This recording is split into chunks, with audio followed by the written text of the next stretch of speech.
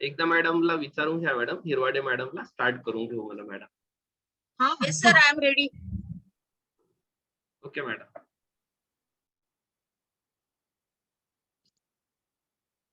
So we start now.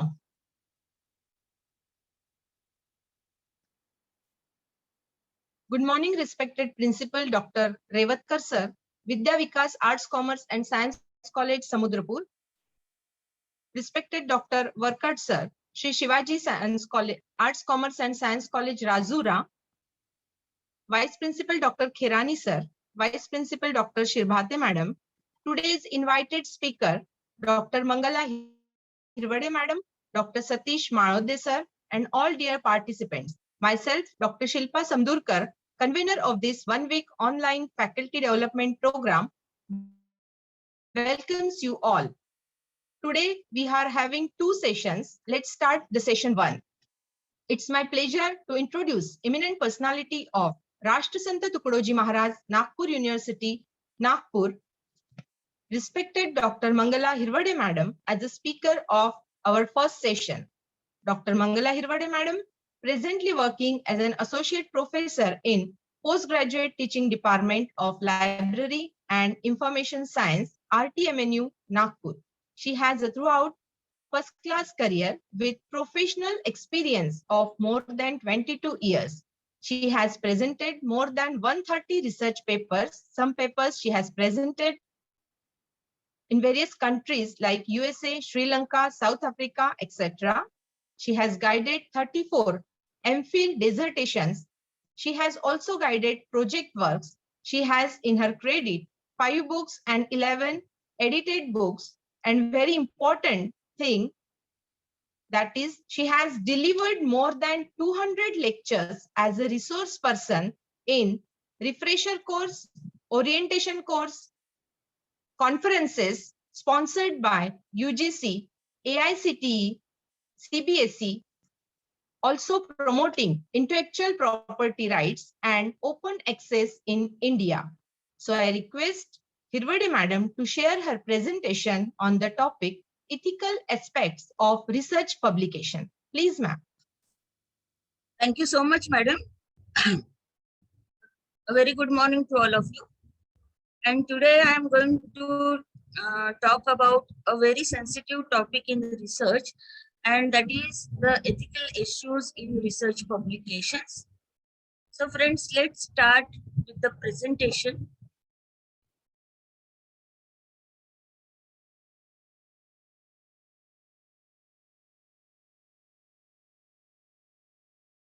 What research publication is? Actually, the publication is the final stage of research, and therefore it is the responsibility of all the researchers. And the publications should be honest, clear, accurate, complete, and balanced. See here, every word has got its own importance.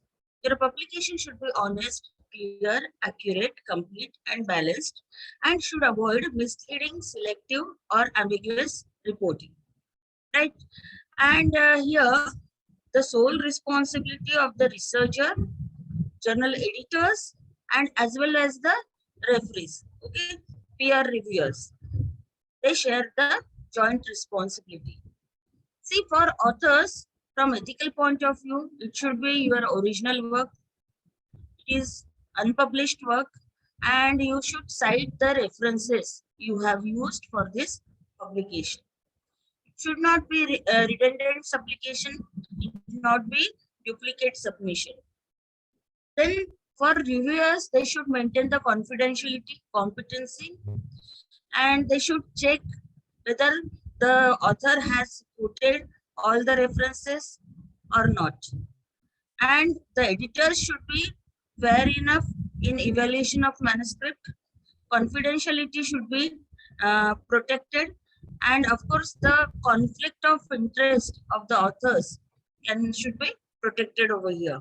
So these are all ethical aspects in the research publication from the author, reviewer, and editor's point of view. What research ethics says? Research ethics says that it should be honest and integrity should be maintained. there should be a protection for human subject, animal subjects, and it should be a responsible publication with due confidential objectivity. If they found it is original, then the paper is accepted for peer review. It again goes to editorial board, and editorial board send your paper to at least 2 referees for the review and their opinion. Okay. These reviewers, they review the paper and they give the suggestions like rejection or acceptance or modification required. So this editor-in-chief, he respects the decision of the referees and accordingly he sends the paper to author again for the modification. Author again sends that modifications and paper, the final version, to the editorial office. They again take the views of the referees, whether it is complete, and then it is accepted for publication. Okay, so these are various steps in publication of any paper. So when you talk about publication ethics, there are so many guideline documents are available. For example, every journal has got author's instructions. Then there are some best practice guidelines like Blackwell best practice guidelines. There is very important one, that is COPE. See why COPE is important for all of us in the universities, because UGC has recommended COPE guidelines to follow the ethics in research. COPE stands for Committee on Publication Ethics. It is the document from UK.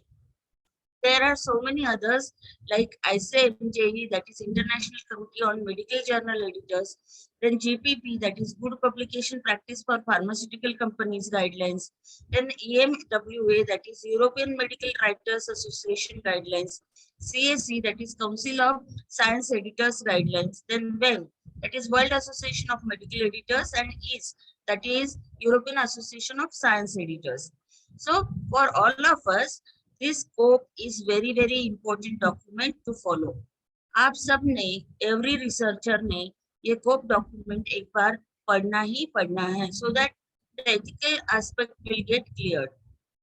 See, this is ICMJE home page. You can see and download the guidelines if you want. Then you can see there is one more, that is Good Publication Practice. These documents and guidelines available at free of cost on Google. You can use Google and you can download these guidelines for your knowledge. Then European Medical Writers Association, these are the guidelines. Then CSE, that is Council of Science Editors. You can see here white paper on publication ethics is given that you must read. Then WEM is also there. These are all policies of WEM, conflict of interest, peer review policies and all. And EASE is also there, European Association of Science Editors. So friends, general principles of research ethics are 4, that is integrity, respect, good consequences, and fairness. These are the general principles. And according to Norwegian research ethics, there are so many guidelines given. That is quest for truth, academic freedom, quality, voluntarily informed consent, confidentiality, impartiality, integrity, good reference practices, collegiality, institutional repository, social responsibility, then global responsibility, and of course, laws and regulations to be followed. Now, there are some best practices which are mentioned in every guideline regarding publication ethics. I will not go deep into it, but I will just tell you which are the best practices are there. The first one is transparency. The second one is authorship and acknowledgement. See friends, those who are giving substantial contributions to conception, design, or acquisition of data, or analysis or interpretation of data is the author. But those who have helped you to or given some guidelines to you, so their name should be mentioned not under authorship but under acknowledgements. Okay. And then collecting authorship information, then attributing authorship, then multiple publication, that is redundant publications. See what happens. The researcher works on a topic, then he presents the paper. Okay, he may present the poster at conferences. So some of the editors, they are not taking it as duplicate publication, and they are accepting the papers also. This is also best practice, one of the best practice. uh, then of course, promoting research integrity, then registering clinical trials. If you are using some human being as the subject or animal being as the subject, so it should be, the clinical trials should be registered. These are actually WHO suggested sites where you can register the clinical trials. Then, of course, the next best practice is protecting the rights of research participants. Okay. Then you can see over here, next best practice is confidentiality. Then respecting cultures and heritage. Then informing readers about research and publication misconduct. Okay. Uh, then publishing the works of their own staff. Okay. That is also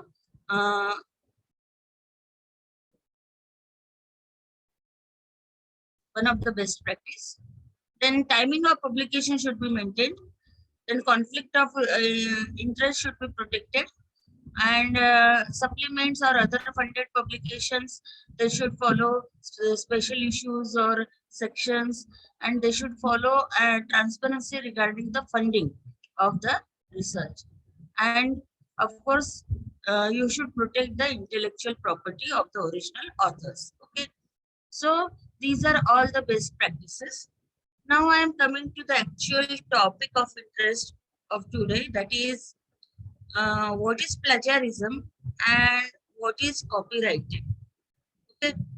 So the biggest misconception about plagiarism is that it is synonymous with copyright infringement. Okay. Some people say that plagiarism is the violation of copyright also, but it is not so. There is some difference. See friends, these two are overlapping concepts. What plagiarism means? Plagiarism means when you don't say where you took it from. आपने जहां से लिया है वो source आप बताना नहीं चाहते, उसको खुद का काम बताते हो. That is the moral aspect. Okay. What is copyright infringement? So copyright is a legal law, right? So when you violate the law, then there should be action upon you as per the criteria given. So copyright infringement means when you take it without the permission of the copyright holder. And as I have said, these two are overlapping concepts. So this is plagiarism, this is legal action, that is copyright violation, and this is both. This is both. That is when you take it without the permission of the copyright holder and pass it off as your own work. So this is the difference between plagiarism and copyright violation. See friends, I would like to clear over here some issues regarding copyrighted works. How to use copyrighted works for your research purpose. See, this is actually the copyright symbol, you can see. And when you say your work is copyright, you have to give the copyright statement, that is disclaimer. Okay, so how the copyright statement is given? So it includes this copyright symbol, then the year the work was first published or first created, and the name of the copyright holder. It may be individual or company name. Okay, so this constitutes the statement of copyright. और ये statement जिस किसी भी work में आपको ये symbol दिखाई देगा copyright, so you should be aware. आपको उनका जो कॉपीराइट पॉलिसी है वो पढ़ना ही पढ़ना पड़ेगा. कॉपीराइट एक ऐसा इंटेलेक्चुअल प्रॉपर्टी है कि वो आपको ऑटोमेटिकली मिल जाता है if you are the creator of that particular work. Okay, उसके लिए रजिस्ट्रेशन की जरूरत भी नहीं होती है, लेकिन आपका काम, आपका क्रिएशन बहुत वैल्यूएबल है, then you must go to the copyright office और वहां पे आप उसको प्रॉपर रजिस्ट्रेशन कीजिए. Okay, So when you see copyrighted symbol on any work, so it does not mean you should not use it for your research purpose. There is one clause in our Copyright Act of fair use. Okay, under fair use, you can use the copyrighted works. Now, our act is known as the Copyright Act of India 1957, and it is modified time to time. Okay. Now, what copyright is? Copyright is a law which protects your original works. Copyright के अंदर क्या क्या protect होता है? Literary works, dramatic works, musical works, artistic works, okay, then even the computer softwares, architectures, then songs, and these all can be copyrighted. It does not protect facts, ideas, systems, and methods of operation. Okay, you must remember this thing. Copyright does not protect facts, ideas, systems, and methods of operations. Sir, I cannot on my video because the connectivity is low over here. It will get disconnected if I will start my video. At the end of my lecture, I will start the video. Okay, sir? Yes, madam. Yes, madam. Okay. So, copyright actually is an intellectual property law, and it does not protect facts, ideas. But to get the work copyrighted, it must be your original work and it must be fixed in a tangible medium of expression. यानी क्या होता है, आपका वो original काम होना चाहिए और उसको अपने मूर्त रूप में लाना चाहिए. आप केवल दिमाग में कुछ सोच रहे हो, वो आइडिया कॉपीराइट नहीं होती जब तक आप उसका ड्राइंग नहीं निकालोगे, उसका स्ट्रक्चर नहीं बनाओगे, या उसका कैमरे से फोटोशूट नहीं करोगे उस सिचुएशन का, या आप ड्रामा नहीं लिखोगे.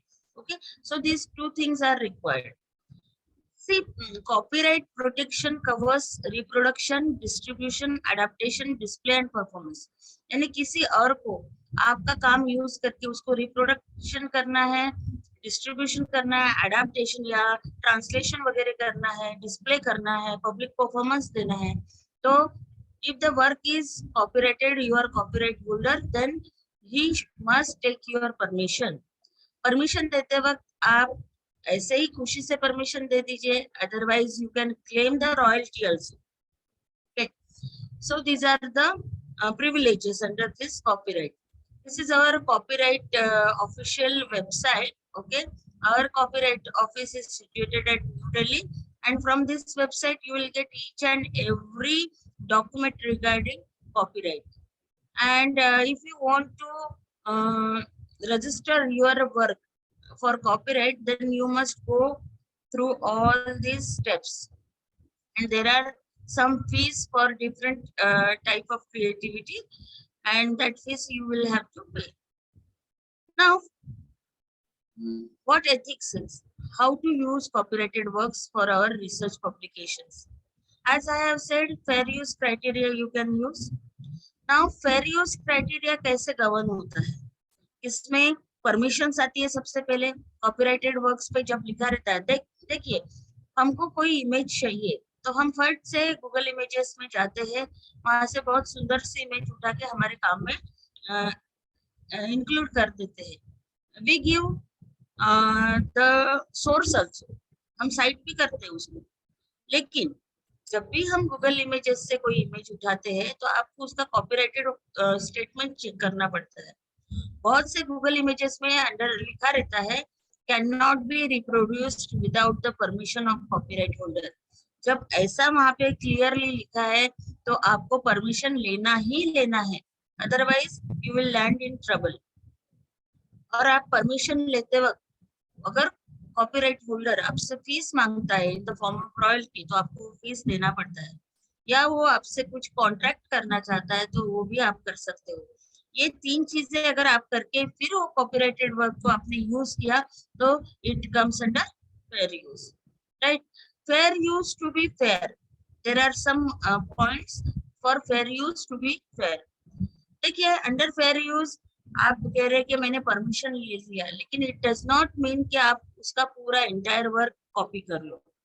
दूसरी चीज, it does not allow use of any part of another's work without attribution. मतलब आपको जितना भी आपने क्वांटिटी यूज किया है उसका प्रॉपर साइटेशन देना है ओरिजिनल ऑथर को। So under fair use, it allows you to use parts, means only small portions of another's copyrighted work without permission or any fees. Okay? और यहाँ पे आपको उसको acknowledge करना बहुत important होता है under fair use. Now friends, for use to be fair, there are some criteria. सबसे पहला criteria है brevity. यानी आप कॉपीराइटेड वर्क्स में से नॉन कमर्शियल पर्पस के लिए, रिसर्च पर्पस के लिए भी अगर आप उसका आधार लेते हो तो बहुत ही स्मॉल पोर्शंस उसमें से उठाना चाहिए, दैट इज द ब्रेविटी। कभी कभी पीएचडी वगैरह हमारा ऐसा टॉपिक होता है, वो टाइम बाउंड होता है, तो कभी कभी आपको परमिशंस लेने के लिए टाइम नहीं लेता है, then also you should send a mail to the creator और उसको बताना है कि I have taken it with due citation for my thesis work only, और उसको मैं आगे आपकी परमिशन के बिना रिप्रोड्यूस नहीं करूंगी। Okay, that is spontaneity. और एक चीज होता है कि फेयर यूज में अगर जो कॉपीराइट होल्डर है उसका आर्थिक नुकसान हो रहा है, दैट इज क्यूमुलेटिव, उसकी इनकम पे अगर फर्क पड़ता है, जैसे एक बुक है 2000 रुपए की मार्केट में है, कोई किसी को बुक चाहिए हो जाके लाइब्रेरी से इशू करता है और उसकी पूरी जेरोक्स कॉपी करता है, तो ऐसे नहीं चलता है क्योंकि उससे उसका नुकसान हो गया, आर्थिक नुकसान, तो वो फेयर यूज के अंदर नहीं आता है। Okay, so claims of fair use are evaluated on the purpose, that is non-commercial, the nature of use, the amount you have taken from the copyrighted work, and the effect of the use on the income of the copyright holder. Okay, so this is actually the fair use. See, non-commercial purpose में criticism, commentary, news reporting, teaching, scholarship and research आता है, right? अभी जो brevity criteria है, only small portions can be used, तो small portions मेरे लिए एक पैराग्राफ होगा, किसी और के लिए एक पेज होगा, किसी और के लिए 2 पेजेस होंगे। तो एक कॉन्फ्रेंस ली गई थी इंटरनेशनल लेवल पे, कॉन्फ्रेंस, और उन्होंने कुछ रिजोल्यूशंस दिए थे। उन्होंने कहा था कि 10% और 3 minutes whichever is less of a motion picture ना फेयर यूज में आता है, 10% और 1000 words whichever is less of textual material, and 10% और 30 second whichever is less of music। तो ये चीज आपको ध्यान में रखना है, और ये पर पूरे रिजोल्यूशंस जो है ब्रेविटी क्राइटेरिया के, वो ये वेबसाइट पे अवेलेबल है, आप जाके देख सकते हो। देखिए, ये जो कॉपीराइट बंडल होता है उसमें ऑथर्स को कौन से राइट्स दिए जाते हैं, उसमें इकोनॉमिक राइट्स है, जैसे मेरा खुद का कोई अच्छा क्रिएशन है तो किसी और को यूज करना है, मैं रिप्रोडक्शन के लिए, पब्लिशिंग के लिए, परफॉर्मेंस के लिए, कम्युनिकेशन टू पब्लिशिंग के लिए मैं उनसे रॉयल्टी क्लेम कर सकती हूँ, दैट इज इकोनॉमिक राइट। और ये कॉपीराइट बंडल्स में एक और स्पेशल राइट होता है ऑथर के लिए, दैट इज मोरल राइट्स। ये बहुत इंपॉर्टेंट होते हैं, from plagiarism point of view भी ये मोरल राइट्स जो है वो काम आ सकते हैं आगे चलकर, क्योंकि एक बात ध्यान में रखिए कि हमारे पास में कॉपीराइट लीगल प्लेटफॉर्म है, उसका एक्ट है, लेकिन प्लेजरिज्म के लिए कोई एक्ट नहीं है। ओके, सो मोरल राइट्स जो होते हैं उसमें राइट टू पैटर्निटी आता है, that is claim of authorship of the work, और राइट टू इंटीग्रिटी जो होता है उसमें टू रिस्ट्रेन और claim damages in respect of any distortion, mutilation, modification होता है आपके कलाकृति के साथ में, तो आप डैमेज चार्जेस मांग सकते हो। तो ये जो पैटर्निटी एक्ट होता है और इंटीग्रिटी एक्ट होता है, उसमें एक सिंपल सा केस स्टडी बताऊंगी मैं आपको। देखिए, ये जो चित्र है उसमें आपको पंडित जवाहरलाल नेहरू जी दिख रहे हैं, और ये जो शख्स है वो है अमरनाथ सहगल। ये ब्रॉन्ज के म्यूरल स्कल्पचर्स बनाते थे, राइट? ये उनका ओरिजिनल फोटोग्राफ है, आप पिक्चर में देख सकते हो। 1957 में इनको बुलाया गया और कहा गया कि विधानसभा का विज्ञान भवन जो है दिल्ली में, तो उसका रिनोवेशन करना है, तो एक ब्रॉन्ज मुरल बना के दे दो। आर्टिस्ट ने 62 में 40 फीट बाय 140 फीट की एक मुरल बनाई, स्कल्पचर, और उसको प्रस्तावित किया गया विज्ञान भवन के पोर्च में। 1979 में उसी विज्ञान भवन का फिर से रिनोवेशन निकला, तो ददन अथॉरिटीज जो थी उन्होंने क्या किया कि वो स्कल्पचर को उठा के स्टोर हाउस में डंप कर दिया। जब इनको पता चला सहगल जी को कि मेरी कलाकृति के साथ में ऐसा खिलवाड़ किया गया, तो उन्होंने सीधा सीधा violation under moral laws, moral act, okay, moral rights के अंतर्गत यूनियन ऑफ इंडिया पे 50 लाख का डैमेज चार्जेस छोड़ दिए। और कोर्ट ने भी उस चीज को माना कि मोरल राइट्स जो थे आर्टिस्ट के उसको वायलेट किया गया, तो उन्होंने आदेश दिया कि उसको डैमेज चार्जेस पे करके उसकी कलाकृति उसको सम्मान से वापस की जाए। Right, so these are the actually bundles. देखिए, मैं 2 या 3 उदाहरण आपको कॉपीराइट के बताऊंगी and then I will go to plagiarism. देखिए, एक क्रेजी 4 नाम का पिक्चर आया था, and this case is between Ram Sampat versus Rakesh Roshan और राजेश रोशन, 2008 बॉम्बे। इसका जो टाइटल सॉन्ग था, तो जो शाहरुख खान और ऋतिक रोशन पे पिक्चराइज किया गया था, तो उसमें एक पीस ऑफ म्यूजिक ऐसा उन्होंने चोरी करके लिया था जो सोनी एरिक्सन मोबाइल एडवर्टाइजमेंट के लिए राम संपत ने कंपोज किया था। तो फ्राइडे को फिल्म रिलीज होने वाली थी। राम संपत जी ने पिटीशन फाइल किया बॉम्बे हाई कोर्ट में मंडे को, और उन्होंने डैमेज चार्जेस मांगे ₹4 करोड़। कोर्ट ने आदेश दिया film can not be released with infringe songs, और उनका फिर आउट ऑफ कोर्ट सेटलमेंट हुआ 2 करोड़ में, राइट, और तब जाके फिल्म रिलीज होगी। कॉपीराइट के ये देखिए ये पूरे चीजें हैं।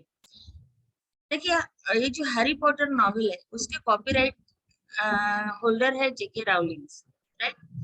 तो सॉल्ट लेक जो कलकत्ता का एरिया है वहां पे दुर्गा पूजा होती है धूमधाम से। तो उन्होंने क्या किया, ये जो हैरी पॉटर का हॉगवर्ड कैसल था वैसे स्टेज बनाया और उनके हीरोज के चित्र उसके ऊपर लगाए। ये जब जेके रॉलिंग्स को पता चला तो उन्होंने ये जो दुर्गा पूजा कमिटी है उसके ऊपर में 20 लाख का डैमेज चार्जेस डाले। इसमें दिल्ली हाई कोर्ट को बीच में आना पड़ा, and the puja committee was ready to pull it down, जो ये था, लेकिन कोर्ट ने बोला नहीं, it is religious function, you continue with the pandal till puja is complete, और एक डिक्लेरेशन देने के लिए उनको बोला ये in future they will not do such things. Okay, so हमारे यहाँ पे कॉपीराइट के बारे में बहुत कम अवेयरनेस है। हम कितनी तो भी बार कॉपीराइट का वायलेशन करते हैं, लेकिन रिसर्चर्स जो होते हैं, एकेडमिशियंस जो होते हैं, उन्होंने इस चीज पे गौर करना चाहिए। देखिए, एक मूवी आई थी हंटर वाली करके 1930s में, और उसमें एक कैरेक्टर था फियरलेस नादिया जो कॉपीराइटेड कैरेक्टर था। ओके, फिर दूसरी मूवी आई 2016 में जिसका नाम था रंगून, और उसमें कंगना रानावत का कैरेक्टर था जानबाज जूली। लेकिन ये हंटर फेयरलेस नादिया और जानबाज जूली, ये जो 2 कैरेक्टर्स थे, उसमें लीगल बैटल आया, क्योंकि ये कैरेक्टर जो था वो स्टंट वुमन था, वो कॉपीराइटेड था। ओके, और ये जो जानबाज जूली और फियरलेस नादिया थे उसके costumes, character sketch, style of walking, wearing a mask, a wig, being a stunt woman, and using the phrase bloody hell, everything was copied. Okay, so यहाँ पे वो मान्य हुआ कि it is infringement of the character, और आपको यहाँ पे देख सकते हो उनको वाडियास को क्या है करना पड़ा 2 करोड़ बैंक गारंटी। गजनी और फडगेनी, ये भी केस हुई थी। गजनी का तमिल वर्जन 2005 में आया था, और उसमें टेम्पररी मेमोरी लॉस था, और फिर बाद में आमिर खान की जो हिंदी मूवी आई थी 2008 में हिंदी वर्जन, उसमें भी टेम्पररी मेमोरी लॉस का ही केस था, लेकिन पहले इसमें वो अपने बीवी का जो मर्डर होता है उसका रिवेंज लेने जाता है, लेकिन हिंदी इसमें उसकी जो गर्लफ्रेंड रहती है उसका रिवेंज के लिए वो काम करता है, तो इतना ही फर्क था. So court held that there was infringement and interim injunction was ordered. So friends, it is criminal offense. Copyright violation is criminal offense, and you may get the punishments like imprisonment up to 3 years, but not less than 6 months, and fine which may be less than 50,000, but may extend up to 2 lakhs. Okay, so always take care of copyright statements. Okay, now I'm coming to plagiarism. Friends, what plagiarism is? Plagiarism is the act of representing another's work or ideas as your own. देखिए यहाँ पे दो शब्द बहुत important है जिसके ऊपर आपने गौर करना चाहिए, और वो है अनदर्स वर्क और आइडियाज. आप किसी और के इसमें से आइडिया भी बोरो करते हो, उनके शब्द नहीं बोरो करते, then also you should acknowledge them. आपको साइटेशन देना जरूरी है. देखिए प्लेजरिज्म ये शब्द लैटिन वर्ड से आया प्लेजरस. इसका मीनिंग होता है kidnapper, right? So plagiarism is the act of presenting the words, ideas, images, sounds और the creative expressions of others as your own. देखिए यहाँ पे हर शब्द महत्व का है.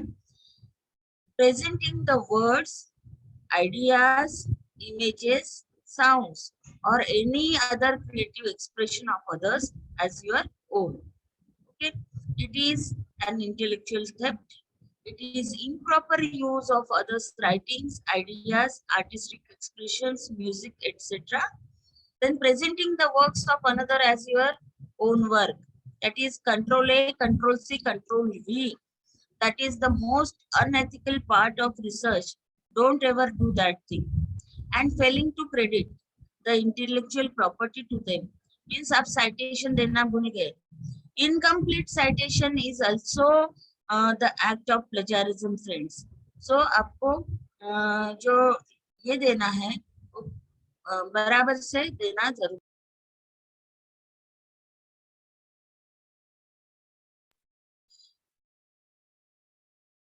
Just a second. Okay. So plagiarism word includes these many meanings. You can see poor documentation, loose control on textual meaning, act of demoralizing, getting poor reputation of the country, informing the wrong history, act of malpractice, risky literature, invisible referencing, selecting horrific writing, and meaningless paraphrasing. So these all meanings are included. See, plagiarism कभी-कभी knowingly किया जाता है, उसको हम intelligent plagiarism भी कहते हैं.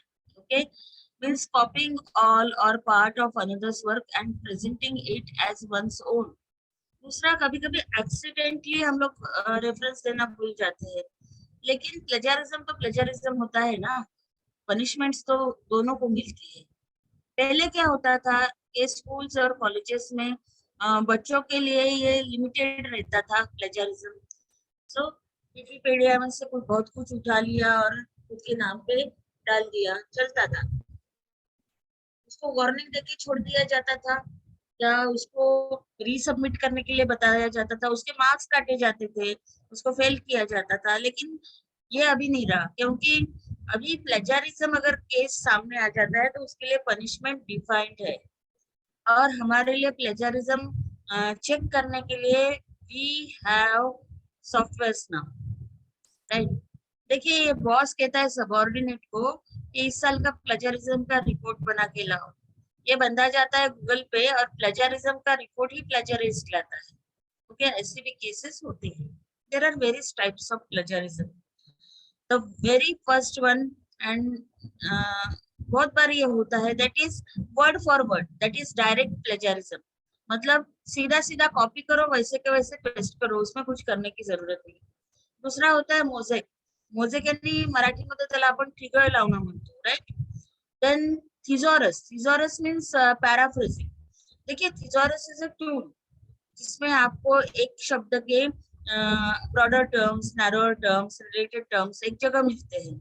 Okay, so you can change those words और आप paraphrasing कीजिए. Paraphrasing का मतलब क्या है कि आप पढ़िए उसको 10 बार पढ़िए, 15 बार पढ़िए, 20 बार पढ़िए और उसको अपने शब्दों में लिखिए. और आपने अगर ऐसा कहा कि हाँ मैंने तो उसमें का एक भी शब्द लिया नहीं, मैंने तो पैराफ्रेजिंग किया है, मैंने कॉन्सेप्ट को समझ के मेरे खुद के लैंग्वेज में लिखा है, देन ऑल्सो पैराफ्रेजिंग तभी एथिकल माना जाता है जब आप जहां से बोरो किए हो उनके शब्द नहीं बोरो किए लेकिन आइडिया बोरो किए हो, उसको अपने को साइटेशन देना है. राइट. आइडियाज भी अगर आप लेते हो ओके तो आपको साइटेशन देना जरूरी होता है. और सेल्फ साइटेशन, कभी कभी ऐसे लगता है हमको मेरा ही थीसिस है ना, मैं वो टेबल को वो डेटा को 10 पेपर में रिप्रोड्यूस करूं, तो वो गलत है. और यूजीसी ने सेल्फ प्लेजरिज्म के बारे में स्ट्रिक्ट नोटिफिकेशन जारी किया है, वो मैं आपको बताना चाहूंगी. राइट. देखिए जो डायरेक्ट प्लेजरिज्म होता है वो कभी मत कीजिए क्योंकि सॉफ्टवेयर आपको पकड़ ही लेगा. Control A, control C, control B में कोई मतलब नहीं है, उसमें कोई एथिकल नहीं है. It is totally non ethical. Patchwork plagiarism ये सेकंड लेवल में आता है, द मोस्ट कॉमन. और इसमें क्या होता है कि the प्लेजराइजर borrows the phrases and clauses from the original source and weaves them into his own writing. और ये करते वक्त वो उसको कोटेशन मार्क्स में भी नहीं डालता और उसको साइटेशन भी नहीं देता, तब ये पैचवर्क प्लेजरिज्म और मोज़ेक प्लेजरिज्म होता है. पैराफ्रेजिंग के बारे में मैंने आपको कहा कि आपने दूसरे का काम पढ़ा है, उसमें से कॉन्सेप्ट को डाइजेस्ट किया है और खुद के ओन भाषा में लिखा है. Then also you should cite the original author. वो साइटेशन आप नहीं देते हो तो you are the accused of plagiarism. देखिए सेल्फ प्लेजरिज्म के बारे में भी मैंने कहा कि खुद के ही वर्क को डिफरेंट जगह पे पब्लिश करना, same data okay, without giving the reference of your previous paper, it is self plagiarism. और सेल्फ प्लेजरिज्म के बारे में यूजीसी ने during lockdown period that is 20th अप्रैल 2020 को एक डायरेक्शन इशू किया है and that is known as direction for text recycling. UGC ने सेल्फ प्लेजरिज्म के लिए शब्द यूज किया है टेक्स्ट रिसाइकलिंग. ओके, यूजीसी कहती है रिप्रोडक्शन इन पार्ट और whole of one's own previously published work without adequate citation and proper acknowledgement and claiming the most recent work as a new work, the original work for academic advantage amounts to text recycling. उन्होंने और clear किया है text recycling includes republishing the paper without citation. यानी हमने एक paper conference proceeding पे publish किया, उसके बाद में वही पेपर हम एक बुक एडिटेड बुक में दे रहे हैं, वहां पे भी वो पब्लिश हो रहा है. और जब आप वो वर्क दे रहे हैं तो ये जो कॉन्फ्रेंस प्रोसीडिंग का रेफरेंस है वो आप सेल्फ साइटेशन नहीं दे रहे हो दूसरे पेपर में, तो वो गलत है. Then publishing small work from longer and previous work without citation. यानी हमारा थीसिस बहुत बड़ा काम है, उसमें से छोटा सा पोर्शन लिया आपने, एक पेपर बनाया, ठीक है, लेकिन आपने थीसिस का रेफरेंस नहीं दिया, this is based on my thesis, तो ये गलत है. Reusing the data already used. देखिए हमने एक टेबल हमारे पेपर में यूज किया, उसी टेबल को दूसरे पेपर में किया, उसी पेपर को तीसरे पेपर में लिया, लेकिन आपने प्रीवियस पेपर्स का साइटेशन नहीं दिया, that is self plagiarism. Breaking up longer study in small section and publishing as a new without citation, ये भी गलत है. और जो पीएचडी कर रहे हैं उनके लिए ये जानना बहुत बहुत जरूरी है क्योंकि वैसे वैसे उनको रेफरेंसेस देना है. So paraphrasing of previous work without due citations. Okay, paraphrasing करते हो आपके खुद के पेपर का, तो आपका ओरिजिनल पेपर जहाँ पब्लिश हुआ है उसका साइटेशन दो, otherwise it will be the case of self plagiarism. और प्लेजरिज्म के लिए अभी यूजीसी ने बहुत ही स्ट्रॉन्ग स्टेप्स लिए हैं। देखिए, to curb the plagiarism in higher education in India, UGC ने बहुत सारे काम किए हैं। सबसे पहले तो 1 जून 2009 को यूजीसी ने सब यूनिवर्सिटीज को कहा है कि एंटी प्लेजरिज्म पॉलिसी बनाओ, राइट। और उन्होंने मिनिमम स्टैंडर्ड्स एंड प्रोसीजर्स 2009 से देना शुरू किया for MPhil and PhD degree issue. देन उन्होंने ये भी कहा कि मैंडेटरी है प्लेजरिज्म चेक करना और थीसिस को शोधगंगा पे अपलोड करना। ये शोधगंगा में आप देख सकते हो कि अलग अलग यूनिवर्सिटीज के अवार्डेड थीसिस आपको देखने मिलेंगे। See, this is the latest figures. How many theses have been uploaded? More than 2,70,000 theses has been uploaded. अभी देखिए 2014-15 में इनफ्लिपनेट जो यूजीसी की बॉडी है, उन्होंने 110 यूनिवर्सिटीज को ऑथेंटिकेट और टर्निटिव ये दो प्लेजरिज्म डिटेक्टिंग सॉफ्टवेयर का एक्सेस दिया। 15-16 में उन्होंने उर्कुल पे शिफ्ट किया, अभी उसका नाम ओरिजिनल करके है, और उन्होंने 135 यूनिवर्सिटीज को एक्सेस दिया। 2019 में उन्होंने 1000 हायर एजुकेशन इंस्टीट्यूट्स को एंटी प्लेजरिज्म सॉफ्टवेयर दिया। एंड सितंबर 2019 में एमएचआरडी ने शोध शुद्धि नाम का एक पोर्टल दिया है जिसमें ऑनलाइन आप प्लेजरिज्म चेक कर सकते हो। ओके, इसमें उन्होंने उर्कुल का एक्सेस दिया हुआ है। सी दिस इज शोध शुद्धि फोल्डर, इसका मेंबर होना पड़ता है, तो आप डायरेक्टली यहाँ से उर्कुल एक्सेस कर सकते हो। देखिए, द लेटेस्ट यूजीसी नोटिफिकेशन जो दिया है यूजीसी ने, वो दिया है 23 जुलाई 2018 को, राइट। एंड उसको उन्होंने कहा है promotion of academic integrity and prevention of plagiarism in higher educational institutions regulation 2018। और ये जो रेगुलेशन है उसका जो 6th पैराग्राफ है, उसके बाद उसमें उन्होंने क्लियरली कर्बिंग प्लेजरिज्म दिया है। तो प्लेजरिज्म को हमारे हायर एजुकेशन इंस्टीट्यूशन रिसर्च में कम करने के लिए उन्होंने कुछ पॉइंट्स दिए हैं। उन्होंने कहा है कि हर हायर एजुकेशन इंस्टीट्यूट इंडिया का जो है, उन्होंने अप्रोप्रिएट सॉफ्टवेयर जो यूजीसी ने रिकमेंड किया है, तो उसका यूज करना चाहिए थीसिस, डिसर्टेशन और पब्लिकेशन ऑफ योर फैकल्टीज को चेक करने के लिए, और ये अश्योर करना चाहिए कि वो प्लेजरिज्म फ्री है at the time of their submission. और उन्होंने कहा ये जो सॉफ्टवेयर यूजीसी प्रोवाइड कर रही है आपको, तो वो हर रिसर्चर को मिलना चाहिए उसका access, including student, faculty, researcher and staff, whoever is engaged in research work। तीसरा उन्होंने कहा है कि हर स्टूडेंट को उसका रिस्पॉन्सिबिलिटी समझ में आना चाहिए, और उसका थीसिस, डिसर्टेशन या कोई भी रिसर्च पब्लिकेशन हो तो उसमें उसने अंडरटेकिंग देना चाहिए कि वो उसका ओरिजिनल है, उसने उस पर खुद काम किया है, और it is check for plagiarism and it is free from plagiarism. ये स्टूडेंट से अंडरटेकिंग होना चाहिए हर डॉक्यूमेंट पे, रिसर्च पब्लिकेशन पे। उसके बाद में उन्होंने कहा है कि the undertaking shall include the fact that the document has been duly checked through plagiarism detection tool approved by higher education institution. यानी उर्कुंड, ऑथेंटिकेट, टर्निटिन, जो भी आपका यूनिवर्सिटी आपको एक्सेस देता है उससे आपने चेक किया है and it is plagiarism free, ये अंडरटेकिंग आपको देना है, ठीक है।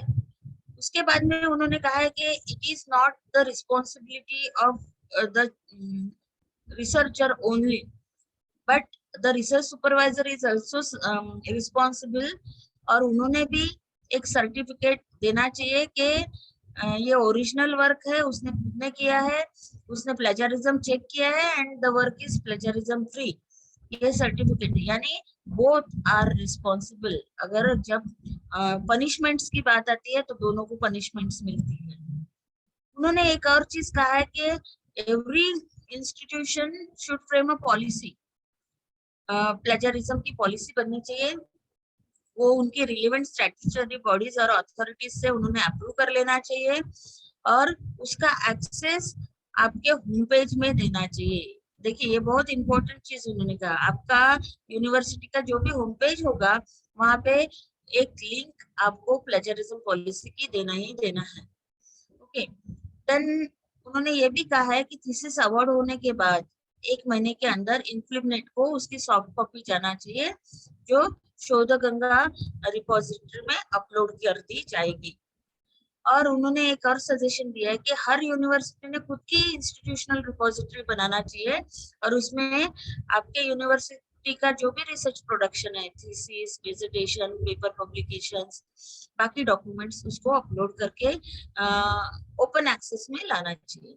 सो these are the things suggested by the UGC by the notification 2018। ठीक है, अभी इसके बाद में उन्होंने प्लेजरिज्म शब्द नहीं यूज किया है, अभी वो कहते हैं सिमिलैरिटी चेक, यानी आपने जो टेक्स्ट दिया है उसमें सिमिलैरिटी कहाँ है बाकी डॉक्यूमेंट्स में।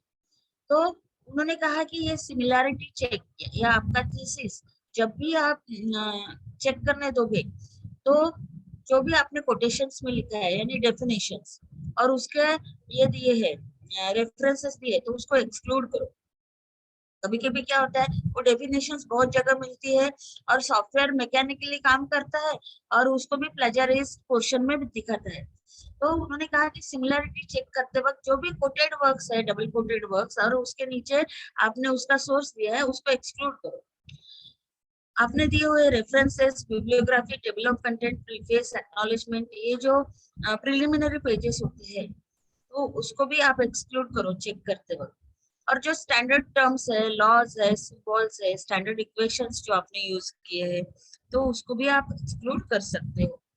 और उन्होंने क्या कहा है कि अगर प्लेजरिज्म पाया गया तो उसको कैसे कर्ब करना, तो उन्होंने कहा कि एक डिपार्टमेंटल एकेडमिक इंटीग्रिटी पैनल बनाओ जिसमें head of the department will be the chairman, एक सब्जेक्ट एक्सपर्ट रहेगा, एक कंप्यूटर सॉफ्टवेयर एक्सपर्ट रहेगा और वो लोग वो प्लेजरिज्म की केस का रिपोर्ट बनाएंगे और फिर वो इंस्टीट्यूशनल एकेडमिक इंटीग्रिटी पैनल को देंगे जो हायर लेवल की होंगी। जैसे यूनिवर्सिटी में हेड ऑफ द डिपार्टमेंट जो रिपोर्ट सबमिट करेगा that will go to the honourable vice chancellor who will be the chairman of institutional academic integrity panel. उसमें डीन्स होंगे, सब्जेक्ट एक्सपर्ट्स होंगे and they will take the decision. Okay, अभी ये जो UGC का 2018 का regulation है उसको बहुत ही माइल स्टेप कहा जाता है ये पूरे प्लेजरिज्म की हिस्ट्री में। और उन्होंने क्या कहा है कि the research shall be based on original ideas which shall include abstract, summary, hypothesis, observation, results and recommendations only and shall not have any similarities। उन्होंने कहा है कि ओरिजिनल टॉपिक लो, उसमें ओरिजिनल वर्क करो और ज्यादा कुछ लिखो मत। हमारे यहाँ पे बहुत ही गलत कॉन्सेप्ट है, देखिए कि हम हमारा थीसिस को बहुत मोटा करने की कोशिश में रहते हैं, इसके लिए हम इधर उधर से बहुत सारी चीजें उसमें अनवांटेड डालते हैं। तो उन्होंने कहा ये रेगुलेशन के हिसाब से कि मतलब पॉइंट टू पॉइंट लिखो, जो कुछ है ज्यादा लिखने की कोशिश मत करो, जितना ज्यादा लिखोगे उतना आप प्लेजरिज्म में फंसते जाओगे, ज्यादा से ज्यादा सिमिलैरिटी पाई जाएगी। सो उन्होंने एक unique level based degree of similarity and level of penalties दिया है। See, next 2 slides are very very important for all of you. आप उसके पिक्चर्स ले सकते हो and see this one. UGC ने 2018 में जो रेगुलेशन निकाली है उसके हिसाब से आप यहाँ पे देख सकते हो कि क्या क्या पेनल्टीज उन्होंने सजेस्ट की है।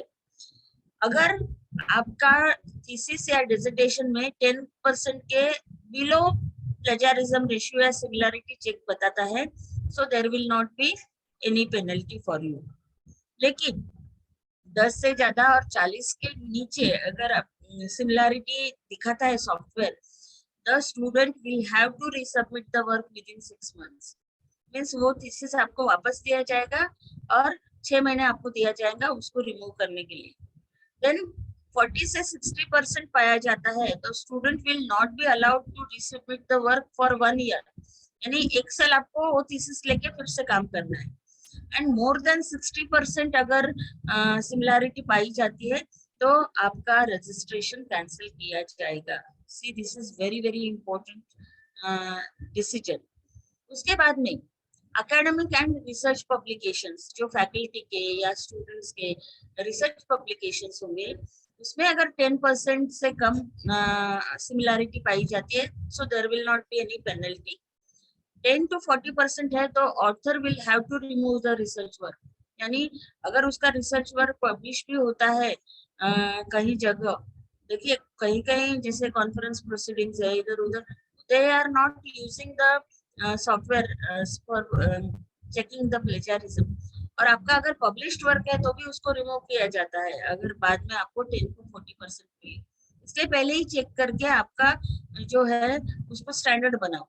देन 40 to 60% अगर आता है तो 3 टायर पेनल्टी मिलती है। इसमें देखिए author will have to withdraw the manuscript, ये पहली चीज है। दूसरा, author will not be given 1 annual increment. देखिए यहाँ पे सीधा सीधा आपके इंक्रीमेंट में आ गया। और अगर आप टीचर है और आप सुपरवाइजर है तो, और आपके पेपर में इतना % सिमिलैरिटी पाया गया है तो आपको डिबार कर दिया जाएगा। Author will not supervise any new student for masters, MPhil, PhD for 2 years। और मोर देन 60% अगर पाया जाता है तो author will have to withdraw the manuscript, author will not be given 2 annual increments, and author will not supervise any new students for masters, MPhil and PhD for 3 years। 3 साल के लिए आपको सुपरवाइजरशिप से डिबार किया जाएगा। So isn't it too strict now? Okay. So why do people plagiarize? Ignorance, lack of knowledge on ethics, then poor writing skills, then ambition, fierce competition, then life has become faster. We need instant results. Our chances of getting caught or action being taken in university systems is slim. लेकिन ये पहले होता था, अभी नहीं है। अभी university administration जो है उन्होंने स्ट्रिक्ट कानून बनाए हैं प्लेजरिज्म के लिए।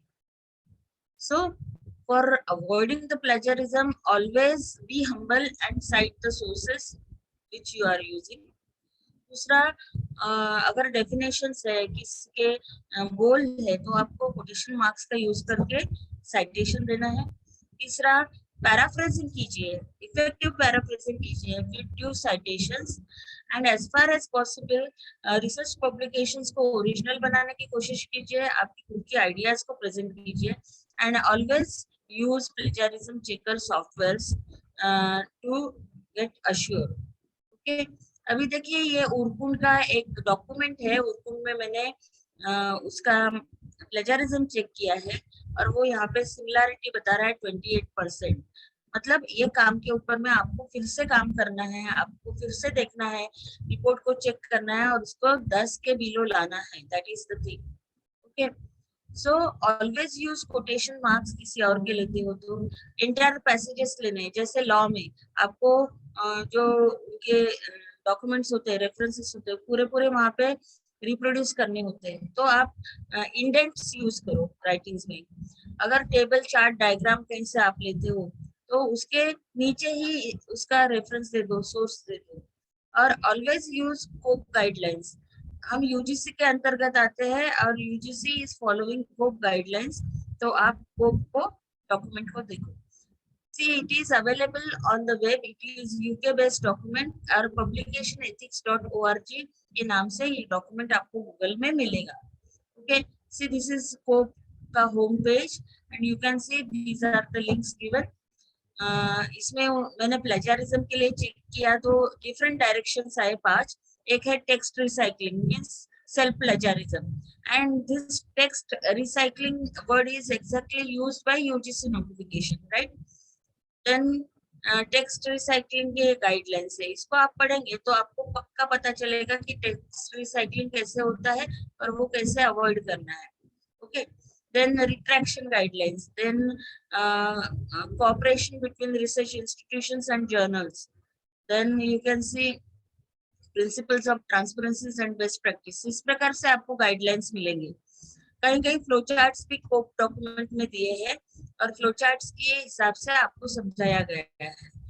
देर are so many case studies reported in COPE document. जैसे प्लेजरिज्म मैंने शब्द दिया, तो प्लेजरिज्म से रिलेटेड 618 केसेस उन्होंने डिस्कस की गई है, जैसे extensive plagiarism, double plagiarism, suspective plagiarism and all. These are all the flow charts आप देख रहे हो कि कौन सा मिसकंडक्ट है, उसके हिसाब से कैसे कैसे एक्शंस लेने हैं, तो वो उन्होंने ये डॉक्यूमेंट में बताया है। एक बहुत इंपॉर्टेंट गाइडलाइन उन्होंने दी है, retraction guideline.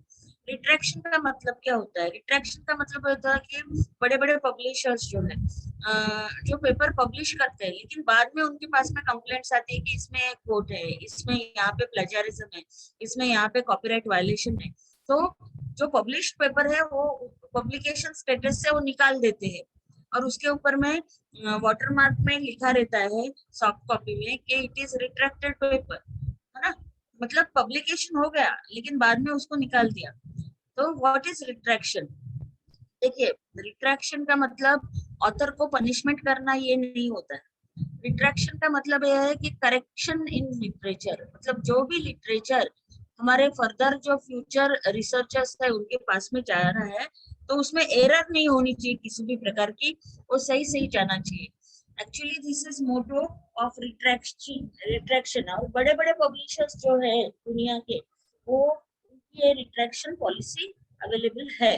Okay, so the main purpose of retraction is to correct the literature and ensure its integrity rather than to punish the authors. Okay, अभी देखिए जो डुप्लीकेट पब्लिकेशंस होते हैं, जिन पेपर में प्लेजरिज्म होता है, पीयर रिव्यू में भी मैनिपुलेशन होता है, फिर कॉपीराइट इन्फ्रिंजमेंट होती है, तो ये सब रिट्रैक्शन ऑफ पेपर्स के कारण है। अगर आप गूगल में जाके रिट्रैक्शन डेटाबेस करके आप कीवर्ड्स डालोगे तो आपको एक ओपन एक्सेस डेटाबेस आता है, ये पेज आता है। यहाँ पे देखिए मैंने फूड साइंस डाला है। फूड साइंस में कितने पेपर्स रिट्रैक्टेड है अभी तक, मेडलाइन पबमेड डेटाबेस का ये है। इसमें से देखिए 109 आइटम्स जो है पेपर्स आफ्टर पब्लिकेशन उन्होंने रिट्रैक्ट किया है, उसको पब्लिकेशन स्टेटस से रिमूव किया है। इसमें देखिए ये जर्नल एल्सवियर का है, ये विले का है, ये एल्सवियर का है, यानी बड़े बड़े दुनिया के जो पब्लिशर्स है वो अपने पेपर्स रिट्रैक्ट करते हैं।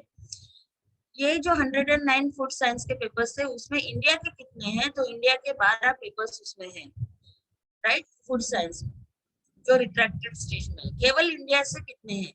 So केवल इंडिया से you can say 1, 2, 3, 7 papers have been retracted by all these publishers from of Indian authors. एल्सवियर ने कितने अभी तक पेपर्स रिट्रैक्ट किए हैं? एल्सवियर ने अभी तक 3184 पेपर्स जो है according to PubMed database retract किए हैं। ओके, सब पब्लिकेशन होने के बाद में। अभी रिट्रैक्शन के कारण क्या है वो देखिए, breach of policy by author, breach of policy by third party, sites prior retracted work. देखिए आप आपके पब्लिकेशन में जो ऑलरेडी रिट्रैक्टेड वर्क है उसका रेफरेंस दिया, मींस आपका भी पेपर रिट्रैक्ट हो सकता है, ध्यान में रखिए। So whenever you use the documents, आप ऑथेंटिक डॉक्यूमेंट्स को ही यूज कीजिए। then civil proceedings, complaints against the author, then you can see concerns, issues about partnership, third party, issues about data, image, referencing, attribution, conflict of interest, copyright claims, then आप यहाँ पे देखेंगे criminal proceedings, then you can see error in analysis, error in data, error in image, error in material, error in methods. Then you can see some more reasons of retraction, fake peer review, then falsification, fabrication of data, then images, results, then you can see some more that is manipulation of images, then miscommunication by authors, then you can see some more plagiarism of data, image, text. Okay, then ये सब चीजें अगर आपके thesis में पाई जाती है, these are all unethical issues और इसमें withdrawal होता है आपके पेपर का, right? So this is retraction watch database. You can check this database. देखिए ये जो लॉकडाउन पीरियड था कोरोना का, Shall I continue? इसमें देखिए यस मैडम. हाँ, बहुत सारे रिसर्च पेपर्स पब्लिश हुए, लेकिन उसमें गलत कुछ तो भी था, अनएथिकल कुछ तो भी था करके उन्होंने उसको रिट्रैक्ट भी कर दिए। तो रिट्रैक्शन वॉच डेटाबेस में मैंने कोविड-19 डाला कीवर्ड, तो देखिए इतने सारे पेपर्स पब्लिश किए, पब्लिश करने के बाद में उसको तुरंत उन्होंने रिट्रैक्ट भी कर दिया फ्रॉम पब्लिकेशन स्टेटस, राइट। तो ये है रिट्रैक्शन वॉच डेटाबेस, आप उसको देख सकते हो। अभी देखिए कोलैबोरेशन, एथिकल कोलैबोरेशन और अनएथिकल कोलैबोरेशन, ये भी एक प्रॉब्लम रहता है। कोलैबोरेशन से दो एक्सपर्टाइज एक साथ आते हैं, लेकिन देखिए जैसे एक इंडिविजुअल क्लास को असाइनमेंट दिया गया, उसमें ऑथर ए ऑथर बी उन्होंने डिसाइड किया कि हम कोलैबोरेट करते हैं। ए ने क्या किया, उसने रिसर्च नोट्स बनाए और बी ने फाइंडिंग्स लिखा, और दोनों ने अपना अलग अलग पेपर पब्लिश किया, right. So it is the case of unethical collaboration as well as plagiarism. Okay, so ये collaboration में भी आपको देखना है। एक होता है रिसर्च मिसकंडक्ट। रिसर्च मिसकंडक्ट में फैब्रिकेशन, फॉल्सिफिकेशन, प्लेजरिज्म, ये तीन चीजें आती है अलग अलग स्टेजेस पे। That is proposing, performing, reviewing. Shravani Larsen ना एवढं कसं गरज आहे आमच्यात नाही ग. मम्मी बोलत होती ना फोनवर, सतत वापरल्याचे परिणाम आहे, सतत वापरले फालतूपणा नको करू. कोणाचा तरी मायक्रोफोन चालू आहे, मी बंद करायला मम्मी सांगतो. बोलत होती 1 तासापासून. कोणाचं? पप्पा काही दाखव कॉल लॉग इन झाला तर अरे आजची पुरण नंतर बरं दादा ते तहसील मध्ये अच्छा तुला ऐक ना कर ये वाक्य हां दादा बेटा करू टाकू का मॅडम त्यांना अनम्यूट करा ना. पहिले दाखव मॅडम म्यूट करा त्यांना. Okay, fabrication, falsification and plagiarism. Minute मग फक्त त्याच्यात 4 मिनिट वाटतं ना. का किती होते? शिल्पा मॅडम 47 मिनिट हे काय रे, वरती पाय ना, कायच्या नंतर ते? एक वन टाइम दाखव हो तुझ्या तुझा. ब्रेक झाला ना थोड्या वेळ कायचा ब्रेक झाला?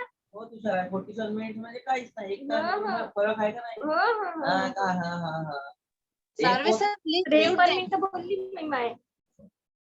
मॅडम त्यांना प्लीज म्यूट करा ना. तूच बोलली हो सर, हो हो मॅडम. तू ते आला तू फोन सुरू होता ना पण तू का म्हणजे मम्मी माहिती आहे. बोलली थैंक यू सो मच. केलं आहे मॅडम. रिसर्च मिसकंडक्ट में क्या क्या आता है? Fabrication, falsification, plagiarism at the proposing stage, performance stage, review stage or reporting stage. Okay, now what is fabrication? Fabrication का मतलब है construction और addition of data, observations. यानी आपके experiments में ये कभी आया नहीं, वैसे addition of data आप करते हो, that is fabrication.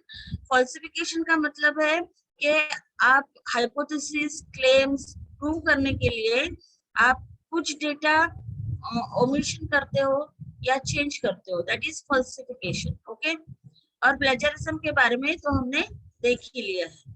और एक चीज बताना चाहूंगी कॉमन नॉलेज के बारे में. कॉमन नॉलेज का मतलब क्या होता है कि जो चीज सबको पता रहती है उसके लिए आपको साइटेशन देने की जरूरत नहीं है. जैसे नरेंद्र मोदी जी भारत के पंतप्रधान है, ये सबको पता है, बच्चा बच्चा जानता है, that is the common knowledge. तो उसके लिए आपको साइटेशन देने की जरूरत नहीं होती. अभी मैं आपको जो लोग सफर हुए हैं प्लेजरिज्म में उनके बारे में बताऊंगी and I will conclude the session. देखिए ये फेमस हिस्टोरियन थी और पुलिट्जर प्राइज विनिंग थी, डोरिस गुडविन. तो उसको वो पुलिट्जर बोर्ड से निकल जाना पड़ा, राजीनामा द्यावा लागला, because she was found to have accidentally used another's words in one of her books. ये जो थी वो कोलंबिया यूनिवर्सिटी में प्रोफेसर थी, professor Madonna, and she was accused of rampant plagiarism in her work. Okay, so उनको भी career पूरा बर्बाद हो गया प्लेजरिज्म की वजह से. ये न्यूयॉर्क टाइम्स में जेसन ब्लेयर रिपोर्टर थे and he plagiarised and fabricated more than 40 stories and he was fired from the job. इसमें एक और चीज दुखद हो गई कि उनकी वजह से top 2 editors of the newspaper were resigned. Then ये हार्वर्ड यूनिवर्सिटी की केस है। ये स्टूडेंट का एडमिशन वहां हुआ था, उसने लोकल न्यूज़पेपर में एक आर्टिकल लिखा जो प्लेजरिस्ट था, तो यूनिवर्सिटी ने उसकी एडमिशन रिवोक कर दी। ठीक है, अभी एक बहुत ही इम्पोर्टेंट चीज बताती हूँ। देखिए, plagiarism in colleges was always associated with doctoral students and faculty members who copy from the hard work of others and pass it off as their own. अभी ये जो कॉलेजेस होते हैं जो नैक के लिए एसएसआर बनाते हैं, तो उसमें भी प्लेजरिज्म पाया गया। देखिए, एक कॉलेज था मीरत का, मीरत एजुकेशन वाला एक कॉलेज था, तो उनका जो एसएसआर था उसमें पेज नंबर 38 टू 139 यानी मोर देन 100 पेजेस जो है वो डिक्टो कॉपी कर लिए गए थे from the SSR of Loyola college of education Chennai से। लेकिन ये प्लेजरिज्म सामने कैसे आया? तो प्लेजरिज्म ऐसे सामने आया जिसको हम निव्वळ योगायोग म्हणतो। नॅकनी चेन्नईचं जे कॉलेज होतं ज्यांच्या एसएसआर मधनं यांनी मोर दॅन 100 पेजेस डिक्टो कॉपी केले होते, त्यांच्याच प्रिन्सिपल आणि सेक्रेटरीला त्यांच्या पियर रिव्ह्यू टीमवर पाठवलं, सेबेस्टियनला। तर ते सेबेस्टियन सरांनी मीडियाला जेव्हा मुलाखत दिली तेव्हा ते म्हणे की when I saw this SSR तो मुझे ऐसे लग रहा था कि मैं मेरे खुद के कॉलेज का एसएसआर पढ़ रहा हूँ। और ये तो सबसे पैथेटिक चीज है कि सूरत में एक 26 year old faculty of Wadia women's college she committed suicide by hanging herself. Okay, और उसमें she was upset for allegations of plagiarism in her MPhil thesis. CNR Rao उन्होंने भी अपोलॉज किया है for not noticing some copy text in a paper published last year.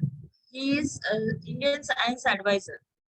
Okay, और आप यहाँ पे देख सकते हो कि बड़े बड़े लोग like Mulkraj Anand, Indrani Aikat, VN Narayanan, BS Rajput, he was VC vice chancellor of Kumaon University, then Shiv Khera, ये बड़े बड़े लोग भी प्लेजरिज्म के रो में आ चुके हैं। Now I am coming to the tools. जैसे ओपन एक्सेस में काफी सॉफ्टवेयर है आपको चेक करने के लिए। इवन गूगल का जो सर्च बॉक्स है उसमें अगर आप एक पैराग्राफ डाल देते हो तो गूगल खुद बताता है आपको यहाँ यहाँ यहाँ यहाँ से कॉपी हुआ है। लेकिन आपको एक ध्यान में रखना पड़ेगा, टर्निटिन ऑथेंटिकेट एक कमर्शियल सॉफ्टवेयर है लेकिन बहुत ही इफेक्टिव सॉफ्टवेयर है फॉर चेकिंग द प्लेजरिज्म। ये टर्निटिन का पेज है, आप देख सकते हो, और इतनी सारी लैंग्वेजेस को वो सपोर्ट करता है। उसके बाद में ये उर्कुल का पेज है जिसमें आप ये यूजीसी रेकमेंड करता है जिसमें आपको चेक करना है। सो फ्रेंड्स, आप जब भी प्लेजरिज्म चेक करने जाओगे मैं आपको एक चीज बताती हूँ कि वहां पे बैठा जो क्लर्क होता है वो आपको एक मैकेनिकल रिपोर्ट देता है, लेकिन उसके ऊपर काम करना आपका और आपके रिसर्च सुपरवाइजर का काम होता है, क्योंकि आपके विषय का कॉमन नॉलेज क्या है ये आपको पता होता है, उसको क्लर्क को नहीं पता होता। आपने कहाँ कहाँ प्रॉपर साइटेशन दिया है, कौन सी डेफिनेशंस किया है, उसको सबको एक्सक्लूड करते आना पड़ता है आपको। तो वो काम नहीं होता करके लोग डरते हैं ये सब चीजों से। ठीक है, तो वो मैकेनिकल रिपोर्ट के ऊपर मत जाइए, उसके ऊपर काम कीजिए। जहां जहां आपने कॉपीराइट वर्क्स में परमिशंस लिए हैं उसको भी आप एक्सक्लूड कर दीजिए और आप सॉफ्टवेयर का सही से इस्तेमाल कीजिए। देयर आर फ्री सॉफ्टवेयर है, ओपन एक्सेस सॉफ्टवेयर है, लेकिन वो स्कूल लेवल के लिए ठीक है, हायर एजुकेशन के लेवल के लिए ठीक नहीं है। I will not recommend all this free online software for you people, go for Urdu. Free software में आपको कुछ नाम बताती हूँ एंड आई विल कंक्लूड। एक plagiarisma.net है, फ्लैक्सकैन है, देन फ्लैग ट्रैकर है, देन आप देख सकते हो ये सब चीजें हैं, राइट। ये software free of cost available है, but I would recommend Urkund, Turnitin and authenticate.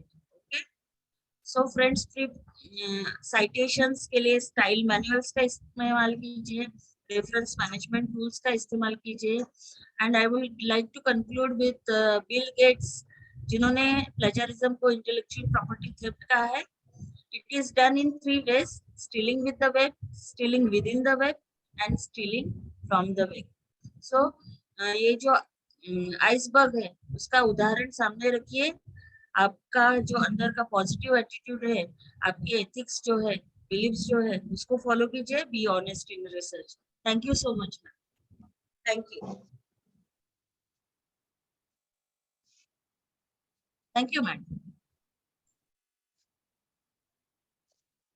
Thank you, madam. Hello. Thank you so much ma'am. Shilpa madam, you are audible. You can start. Thank you, madam. The session is open for discussion. Anyone is having any question? Audience?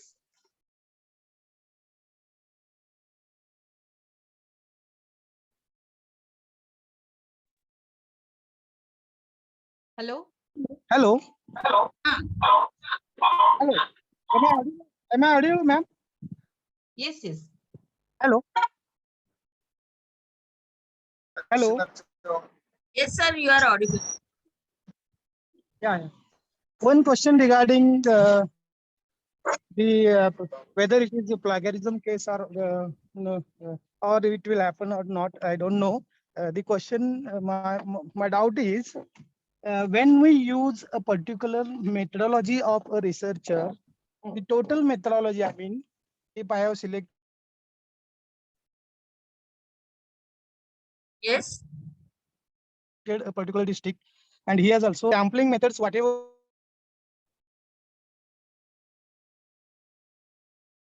Voice is not clear, sir.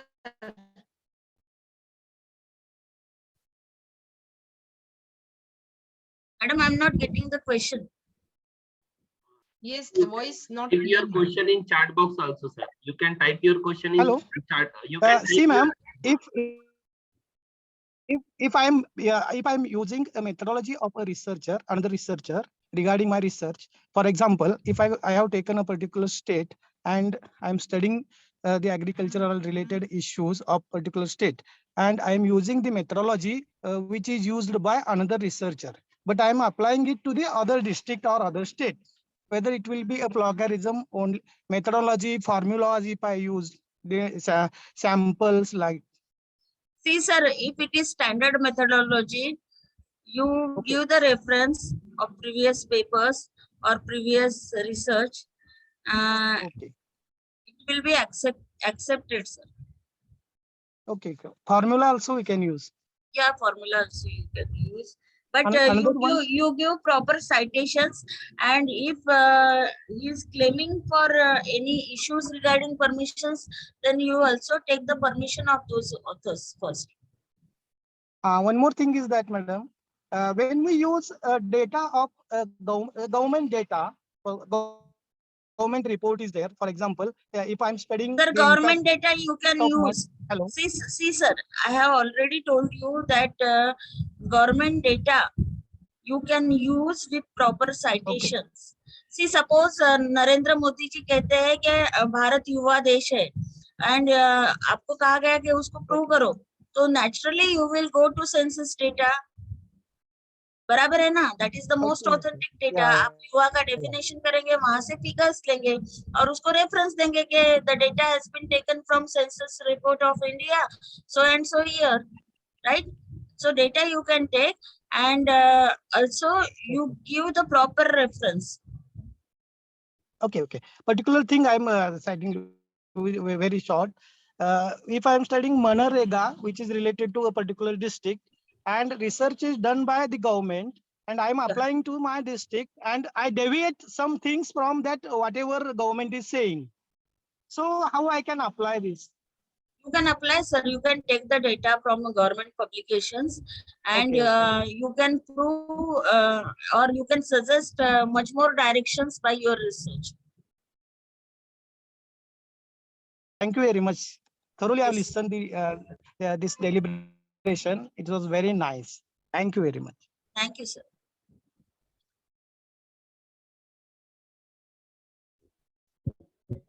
Hello, madam. Yes. I am Atul Kubragade. How to getting the turning software for plagiarism checkup? Sir, see, actually, these are subscription-based softwares. You Yeah. can ask your institute to subscribe to this. Otherwise, you can use the system of the university. जैसे हमारा Nagpur university में जो campus library है वहाँ पे plagiarism check किया जाता है. Yes, sir. Okay, thank you. For an individual, it is not possible to subscribe. Otherwise, you can use some open source software, but I will not recommend those. Okay, madam. Thank you. Okay, anybody else?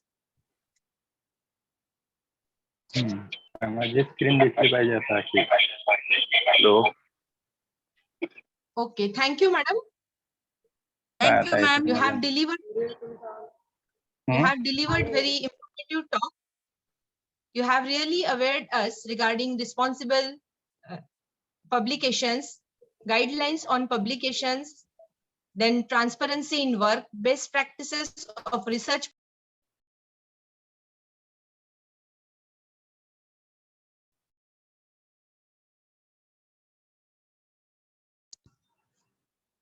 Thank you, madam, and I apologize for interruption in your presentation. We will take care from next time. And now I request Dr. Prakash Tare sir to start the session 2. Please, sir. Thank you so much, ma'am.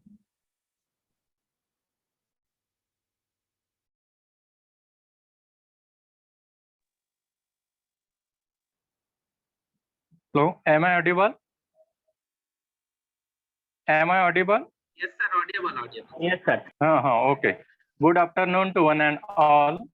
I am Dr. Prakash Tare from Vidya Vikas Art, Commerce and Science College, Samudrapur. I feel very happy to introduce a great and eminent personality, Dr. Satish Malode sir. He is the professor and head Department of Botany, Government Vidarbha Institute of Science and Humanities, Amravati. He will throw light on the topic history and evolution of choice-based credit system and computation of SGPA and CGPA. He is very distinguished and well-known personality in the field of research with 32 years experience. He has guiding many research students of PG, MPhil and PhD. He has published 65 research papers in reputed national and international journals. He has organized workshops, seminars and conferences at national and international levels. He is the member of Board of Studies in Sant Gadge Baba Amravati University, Amravati, Government Engineering College, Amravati, and JB Science College, Wardha. He is the coordinator of FEAST program run by the Department of Science and Technology, New Delhi. He is the external member of RRC in North Maharashtra University, Jalgaon, and Mumbai University, Mumbai. He is also the examiner of PhD thesis in Dr. Babasaheb Ambedkar, Marathwada University, Aurangabad, RTM Nagpur University, Nagpur, and North Maharashtra University, Jalgaon. He is serving as an active member in various committees at institutional, university, and state government levels. He has been honored with numerous state and national level awards and fellowships. Sir's resume is very long, but due to the lack of time, I mentioned some highlighted points here. Sorry, sir, for that. Now I request to respected Malode sir to enlighten us. Malode sir. Okay, I am audible, Dr. Prakash. Yes, sir. Audible, sir. Yeah. First of all, I am very thankful to the Vidya Vikas Arts, Commerce and Science College, Samudrapur and also I think another particular host, that is Sri Shivaji Arts, Commerce and Science College, Rajura, for organizing this particular FDP program. And I'm very thankful for giving me an opportunity to interact with this particular topic. Although you have chosen the topic like the innovation, teaching, learning, and the research. But the basic thing is that one. We have to know what is this particular choice-based credit system. Now we know that this national education policy has been adopted in the next session or from the next year. But before that, we should know that what is this particular CBCS system, and this particular CBCS system is well adapted to all the universities. But when I go through this particular all the universities, there are the certain lacunas in adopting this particular CBCS systems, and the teachers also not aware of this particular how this particular CBCS system should be adopted fully in all the universities or at the institution level or at the college level, and how this particular competition of this GPA and the CGPA. As we know that this particular topic is a very long topic, but you have given me the time. I will try to make this possible to you. If you have any difficulty in understanding this particular topic, just you can free me to ask the certain questions. As if you're going to know that the history of this particular CBCS system, although we are earlier, it is a student-centric education, but UGC want this particular education, it should be a learner-centric education. And why this particular mechanism has come here for this particular learner-centric education for all of us? That is a national education policy has been going to be initiated by the MHRDC government of India. And we know that the education play a very important role in the process of nation building. And among all the sectors that higher education is going to be, we consider it is a backbone of the nations. As we know that this particular, all the discoveries and the innovations within the premises, it should be comes from the higher education. Therefore, we should know that the importance of the higher education in India as well as in all the institutions. At present, we should know that what are the different particular activities are going to be making necessary. That's why these particular activities are important for all of us. At present, the research activities goes much attention, and this particular attention has to be given on the particular path of that one. Which particular path we should know that it should be the academic efficiency, then efficacy and the excellence. These are three important particular path for the higher education that we should be or know that it should be the academic efficiency. Now, what is the meaning of this particular academic efficiency? Then comes the efficacy and the excellence. How we are going getting this particular all the three aspects in that. As if you're going to be know that this is not the recent one. Already, Professor D.P. Singh, the chairman of the UGC, has given the forward to adopt the CBCS system in all the university. If you're going to be look the one paragraph of this particular our chairman UGC, the UGC has been taking the several initiatives for the quality improvement in the higher education system in the country. And he said that the curriculum revision is one of the focus area of these initiatives. And curriculum development is defined as a planned one, powerful one, progressive and systematic progress to create the positive improvement in the higher education system. Even evolving the fast-changing educational technologies have been posed the various challenges as far as the curriculum in the higher education system is going to be concerned. The curriculum requires to be updated more often, keeping in the view the latest development in the society to address the society needs from time to time. Now, you can going to be see the look into that particular paragraph. What is your need? That particular need should be addressed to the society need. and what is the benefit of this particular education from time to time. It is not that in this particular years there is a different types of the calamities are going to be, as we are knowing that the last 2 years we are having the pandemic situation of the COVID, and all the research is going to be motivated to the COVID, and this is the particular need of the hours. That is we have to develop the certain particular the vaccines for the COVID, and the India is going to be the progressive in this particular directions also, and we have given the vaccinations to the all the other countries also. Now you can when we see the education system, that is a quality mandate is notified by the UGC, and the UGC has given these particular systems to the all the universities. But how this particular system has been adapted by the university,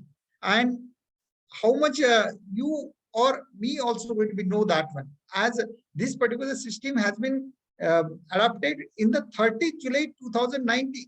How much of all of us we are knowing that this particular system has been going to be adapted into 2019, and anybody going to be know that the name of the yellow CF, it is not only the one-way interaction. That is it should be a two-way interaction also.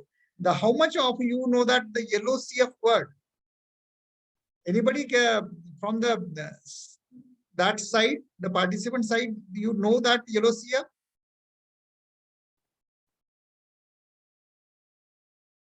Anybody from the participants? No, sir. No. Okay. Now this particular yellow CF is the learning outcome based curriculum. This is the particular thing. We are not knowing this yellow CF, and this already has UGC has given us to start the yellow CF curriculum system. Now we can going to see this. Over the past decade, the higher education system has undergone a lot of structure and functional changes in resulting both the quantitative as well as the qualitative development for the beneficiaries. But what we are going doing, all the universities or the board of studies, I am not criticizing any particular board or anything, but the certain particular changes is going to be needed in our syllabus. That should be the need based. That is, it should be a learner centric. It is a student centric, not the teacher centric. And what is the need of that? And according to that, the UGC has given a guideline to frame the particular syllabus, and this particular syllabus is going to be available on the UGC website. And we are not aware of this particular thing, that this particular system is going to be already implemented by all the universities.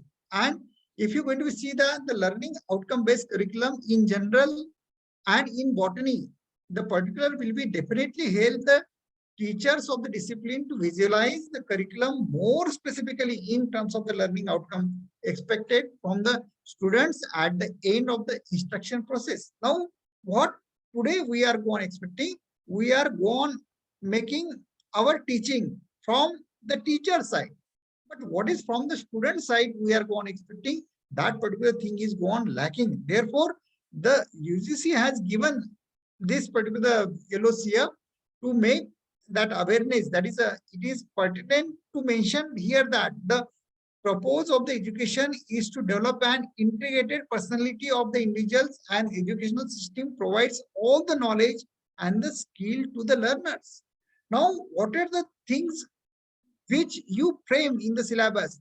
It should be given the knowledge and skill to the learner. Therefore, if you're going to see the last particular this particular sentence, that it should be go to the learners. What you have the skill, certain things, the skills like the personality development or the certain vocabulary, if you're going to have that one, if the certain skill of the teaching, if you have that one, that should be go to the learner centric. And what is the need of this particular learner centric? And this can be fulfilled with the help of the CPCS system. Now, if you're going to see the history of this particular CPCS system, that University Grant Commission has implemented the choice-based credit system in all the undergraduate and the postgraduate courses in the 11th plan. Now, the 12th plan is over, but we are not knowing this particular CBSE system fully. And the first one, the Mumbai University made it compulsory in 2011. This is if you're going to see that, the Mumbai University made the CBSE system in the 2011. And after that, all the another university comes together, and by 2013, the entire UG and PG programs become the credit base. The main objective of introducing such programs by the UGC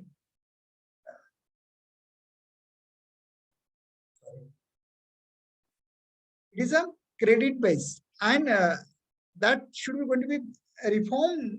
This particular the needs of has to be enhanced. The match to the learners, that is aspiration, the university transferability of the learners, improvement in the quality of the educations. All these particular excellence is going to be put in our the university, and there is a need of the hours that we have to go to this particular CBSE system. Now, if you already, I have given to you that it has been going to be started in 2011, and university has gone adapting in 2013. But now, today, 2021, what is the fate of this particular CBSE system? That is a choice-based credit system as well as the semester system.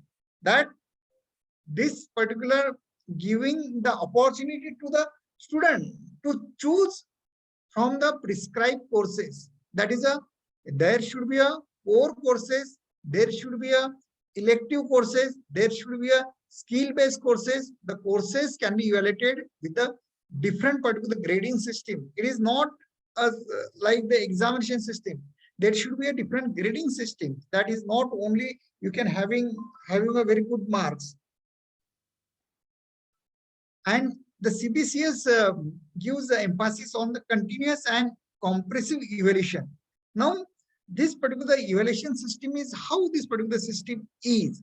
That is, it gives 40% weightage to the internal assessment and the remaining 60% credit to the final examination. Now, you can see the flexibility of the assessment. It should be a continuous assessment. It is not like that if the 40% is the internal assessment, means you can give the 40 marks out of 40 to the students. But whatever the skill is gone getting to the student, you have to give the 40% weightage to the internal assessment, and remaining percent, the 60% should be the final examination.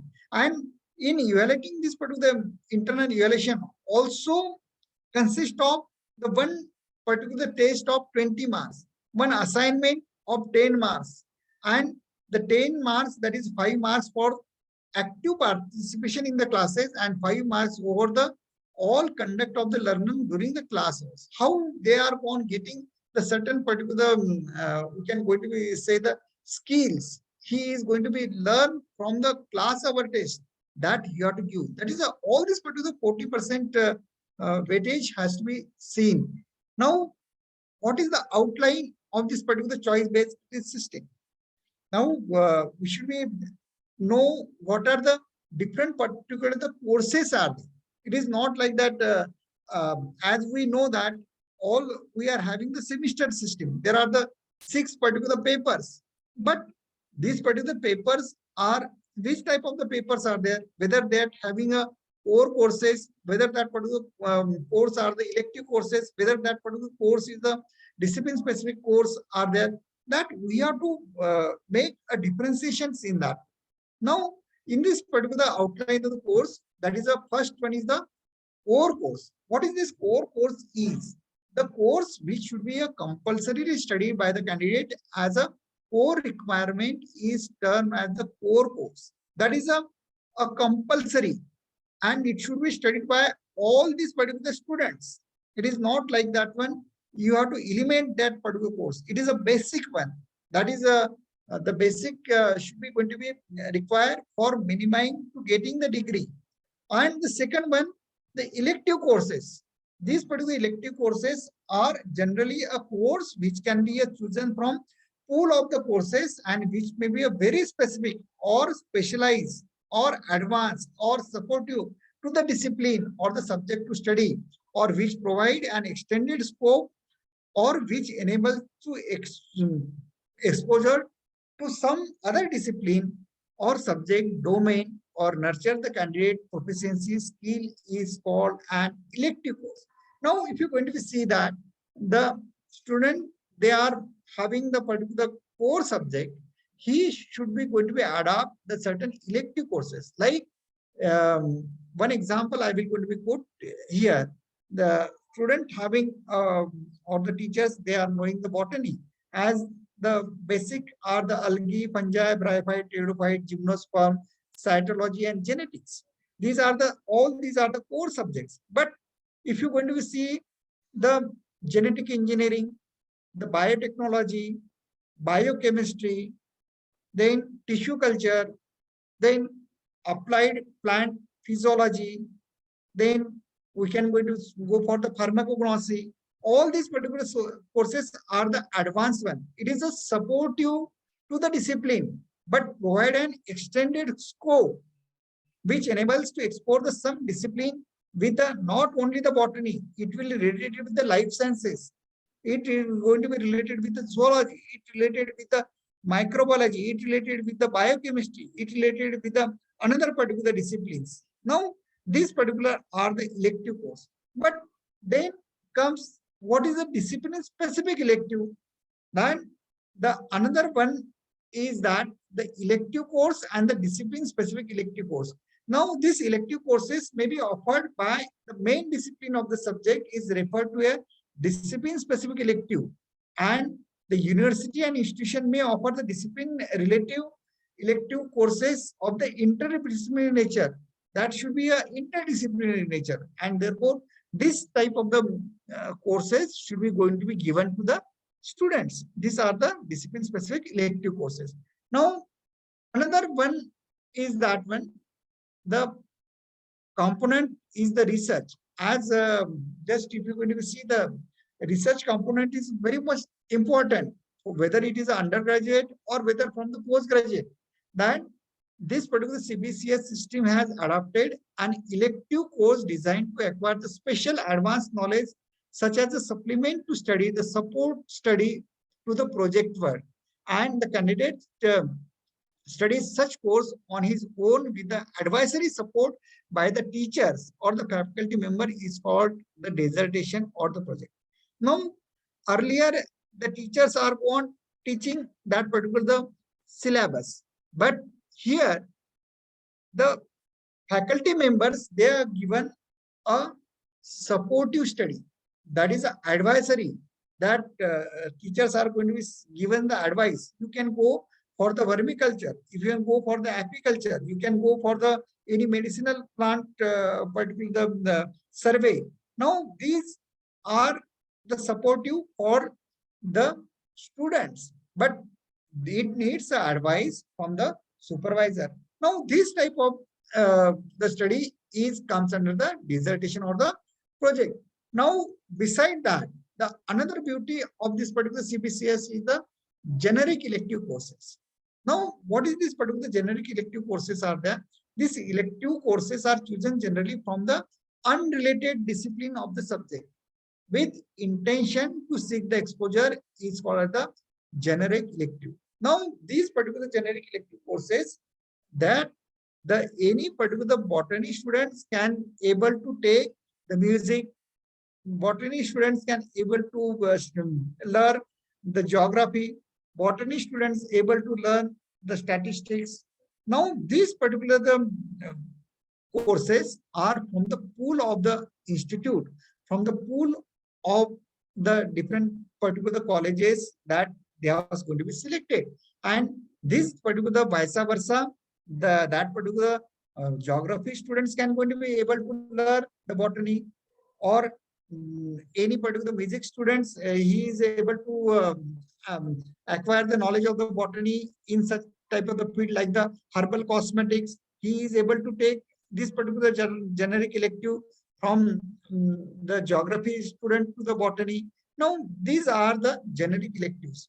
Now, if you're going to see these all these particular courses, whether it is a core subject, whether it is the elective subject, whether it is a discipline specific elective subject, whether it is a dissertation, or whether it is a generic elective.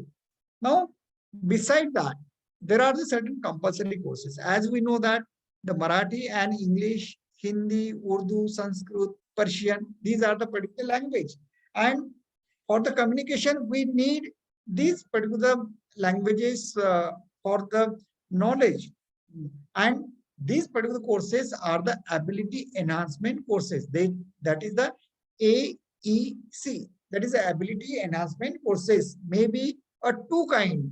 That is a ability enhancement compulsory courses like the English, Marathi, Hindi, Sanskrit. That is a compulsory, or there is a AECC course are framed upon the content that lead to the knowledge enhancement, like the environmental science. That is, as we know that every particular institution or the university, they frame that compulsory education of the environmental studies at the BSc second year level or the BA second year level or the any particular undergraduate second year level.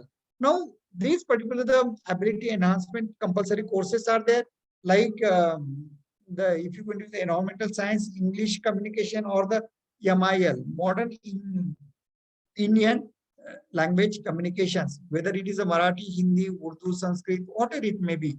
And another beauty of this particular choice-based system is the skill enhancement courses. These particular courses are chosen from the pool of the courses designed to provide value-based or skill-based particular knowledge. Now, what is the value-based or the skill-based? If the students are gone learning the zoology and he is able to add certain value like the vermicomposting, that is a skill-based. Like in the botany, that is a mushroom cultivation. If you're going to know that it has going to be get the skills in the mushroom cultivation or the floriculture.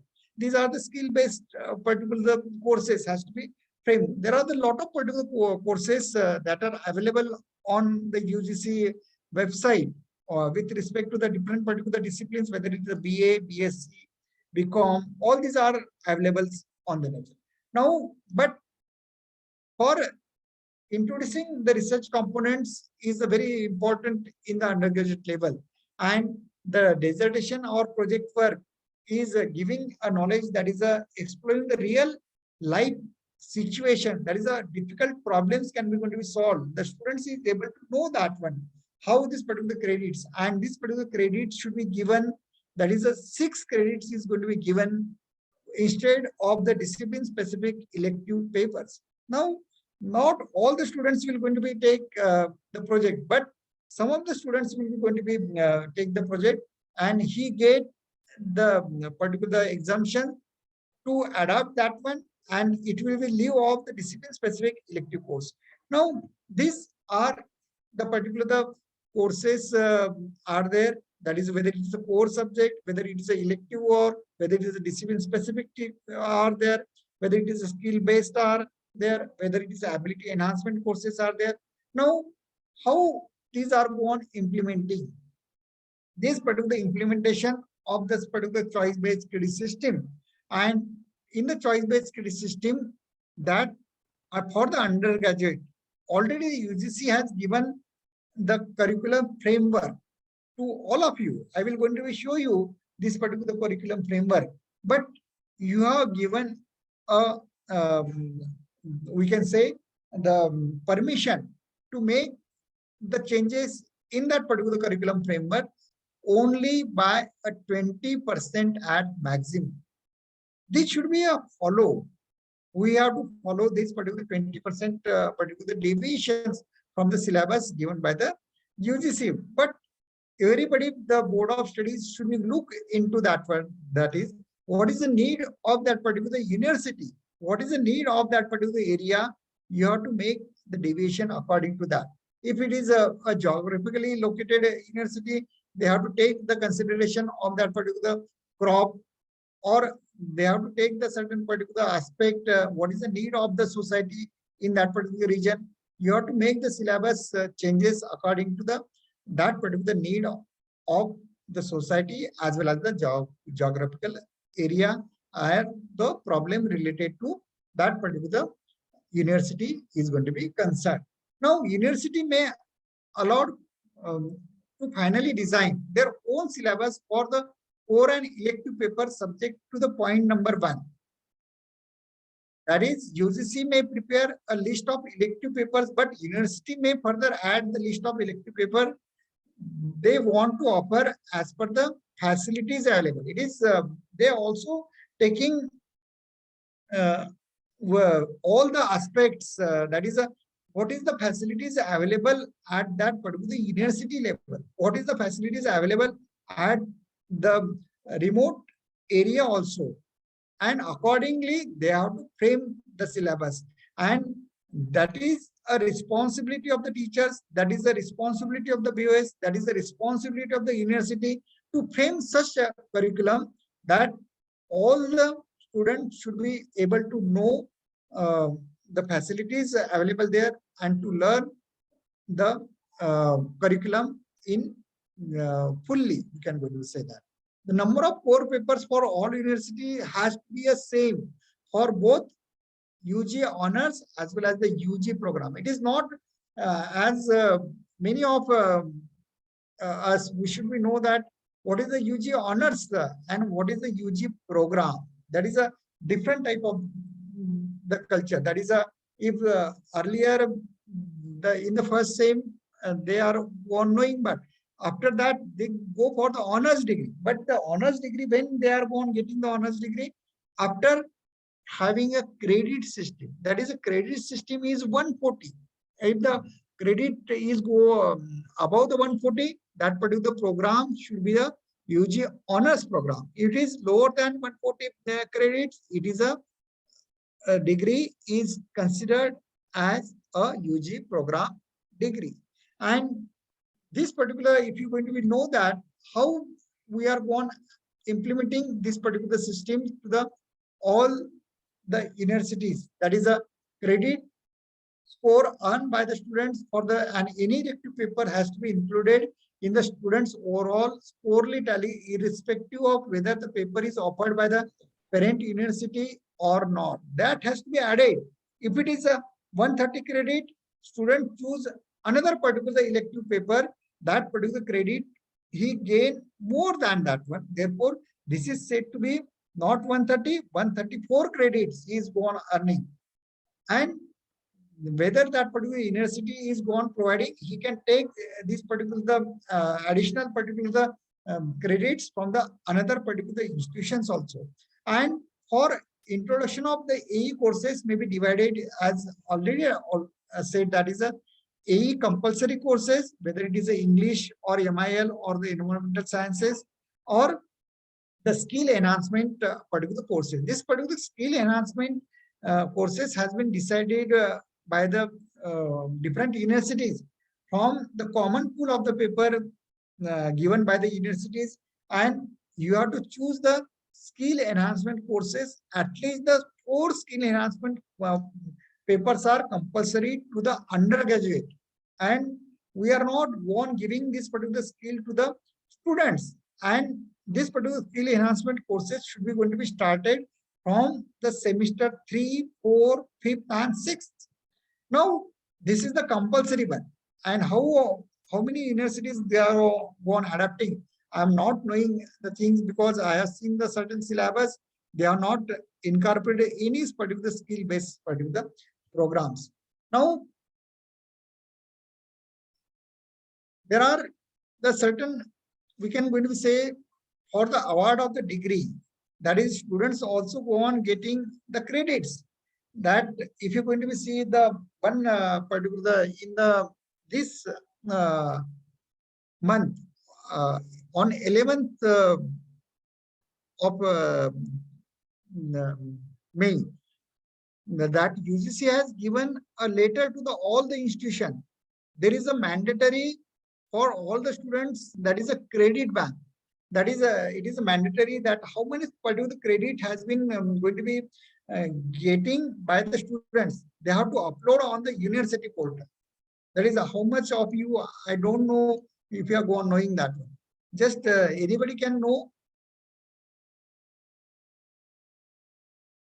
on the participant side.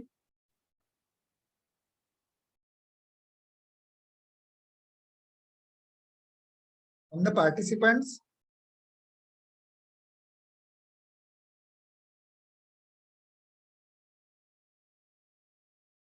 any participants can. Hello, any participants having knowing?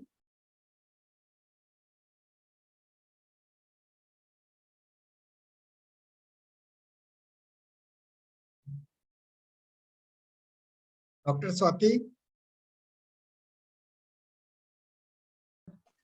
No, sir. You are not knowing. Okay. Now, this particular is mandatory for all these particular university as well as the colleges, that we have to upload our credits, means students' credit, and there is one coordinator for that one. They have to use all the universities as well as to the UGC. Now, while applying this one, just you can mute that one. The undergraduate program of the humanities, social science, or the commerce may be awarded if the core papers, that is of the two disciplines of the choice and two core papers of the English or the MIL. Means for the undergraduate courses, there are the how much 12 particular core papers should be there. Means 12 core papers means as that students should be able to get the for the CPZ. There are the core papers from the botany side, 4 core papers from the zoology side, and 4 core papers from the chemistry side. Means CBZ, that is a 12 core paper should be there. And beside that, the students should be able to get the different types of the ability enhancement courses, compulsory courses. Beside that, discipline-specific elective courses at the level of 5th and 6th sem.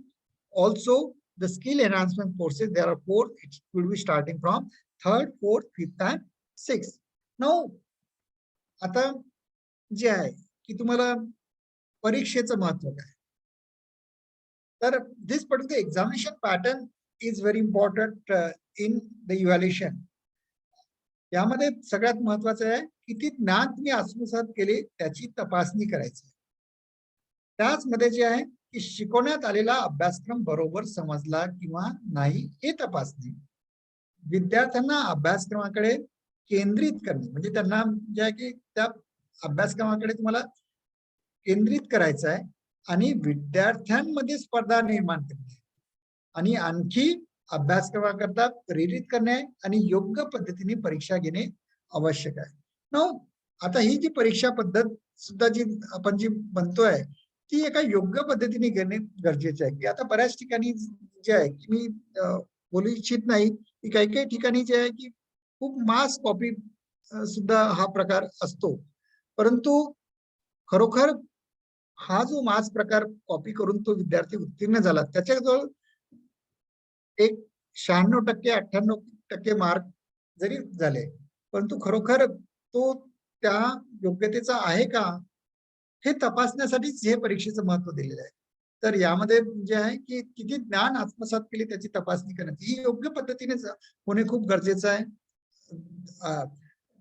हे जर योग्य पद्धतीने जर झालं नाही तर मग हा जो समोरचा जो पुन्हा अभ्यासक्रम जो आहे किंवा त्याचं स्वतःच जे हित जे आहे की आपल्याला कल्पना असेलच की बरेचसे जे इंजिनियर्स असतील किंवा डॉक्टर्स असतील किंवा आपल्यामध्येही काही इनोव्हेशन्स जे आहे की हायर एज्युकेशन मध्ये याचं कितपत जे आहे की समोर फल मिळणार किंवा नाही हे सुद्धा खूप महत्वाचं आहे. त्यामध्ये जे आहे की आपल्याला यामध्ये स्वतःलाच इन्ट्रोस्पेक्शन करणं गरजेचं आहे. तर आता ही जी स्कीम ज्यावेळेस आपण तयार करतोय इंटरनल मार्क्स ज्यावेळेस द्यायचे आहे ती कशी दिल्या गेले पाहिजे की ज्यामध्ये तुम्ही वेगवेगळे पॅटर्न्स सुद्धा तुम्ही ठेवू शकता. The details of the 25 marks, details of the 20 marks, details of the 10 marks आणि या ठिकाणी अटेंडन्स सुद्धा आपण दिलेला आहे. तर अटेंडन्स जे आहे की आपण हे 75% अटेंडन्स हा कंपल्सरीच केलेला आहे.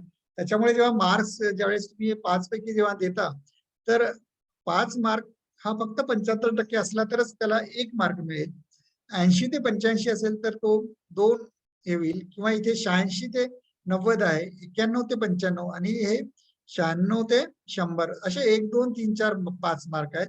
त्याचप्रमाणे टीचर्स असेसमेंट, युनिट टेस्ट असेल, सेमिनार असेल, प्रोजेक्ट असेल, 25 मार्कामधले 10 मार्क असे आहेत, 2 कॉमन टेस्ट असेल, रि एक्झाम जे आहे एखाद्या G9 केसेस मध्ये रि एक्झाम होऊ शकते, किंवा अटेंडन्स हा 5, असे 30 मार्काचं इथे दिलेलं आहे. की इथे जो आहे 20 मार्काचा दिलेला आहे, या ठिकाणी जो दिलेला आहे 10 मार्काचा दिलेला आहे. त्याच्यानंतर फायनल एक्झामिनेशन सिस्टीम जे आहे की प्रश्न संच जे असतात हे कशा पद्धतीने करायचे असतात, की हे जे प्रश्न संच करताना आपण बघतोय की युनिट टेस्ट जे आहे की 1, 2, 3, 4, 5 याचे वेगवेगळे जे क्वेश्चन्स हे असू शकतात. तर मी प्रमोद आहे की ते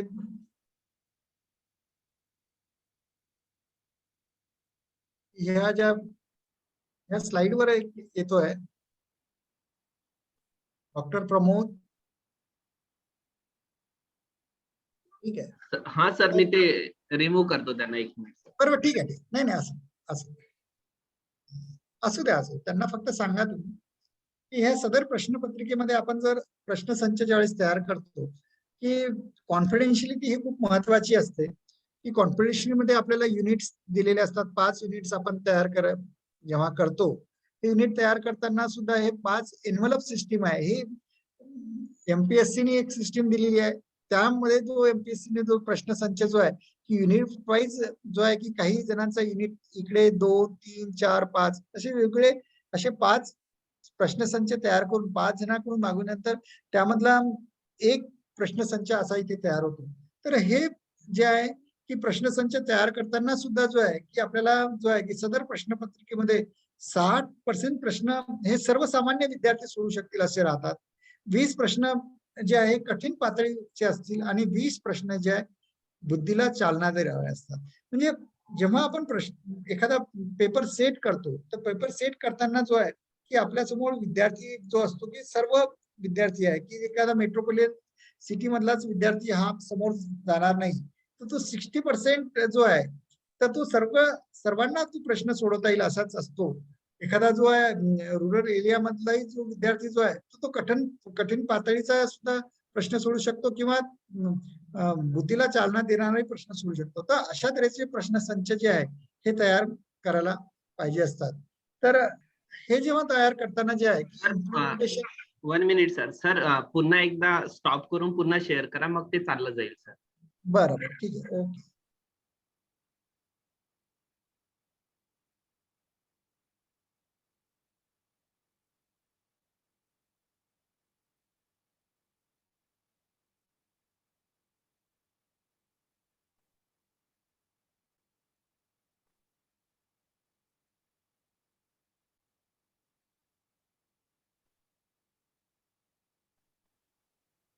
ओके. ओके सर, झालं सर आता.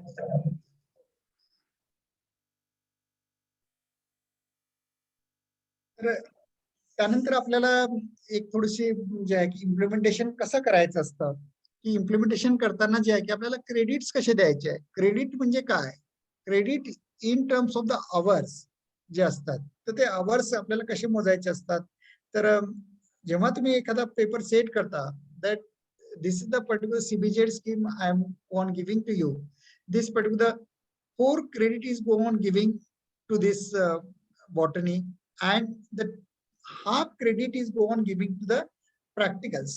Means total of a 6 credit maybe for the botany, zoology and the chemistry.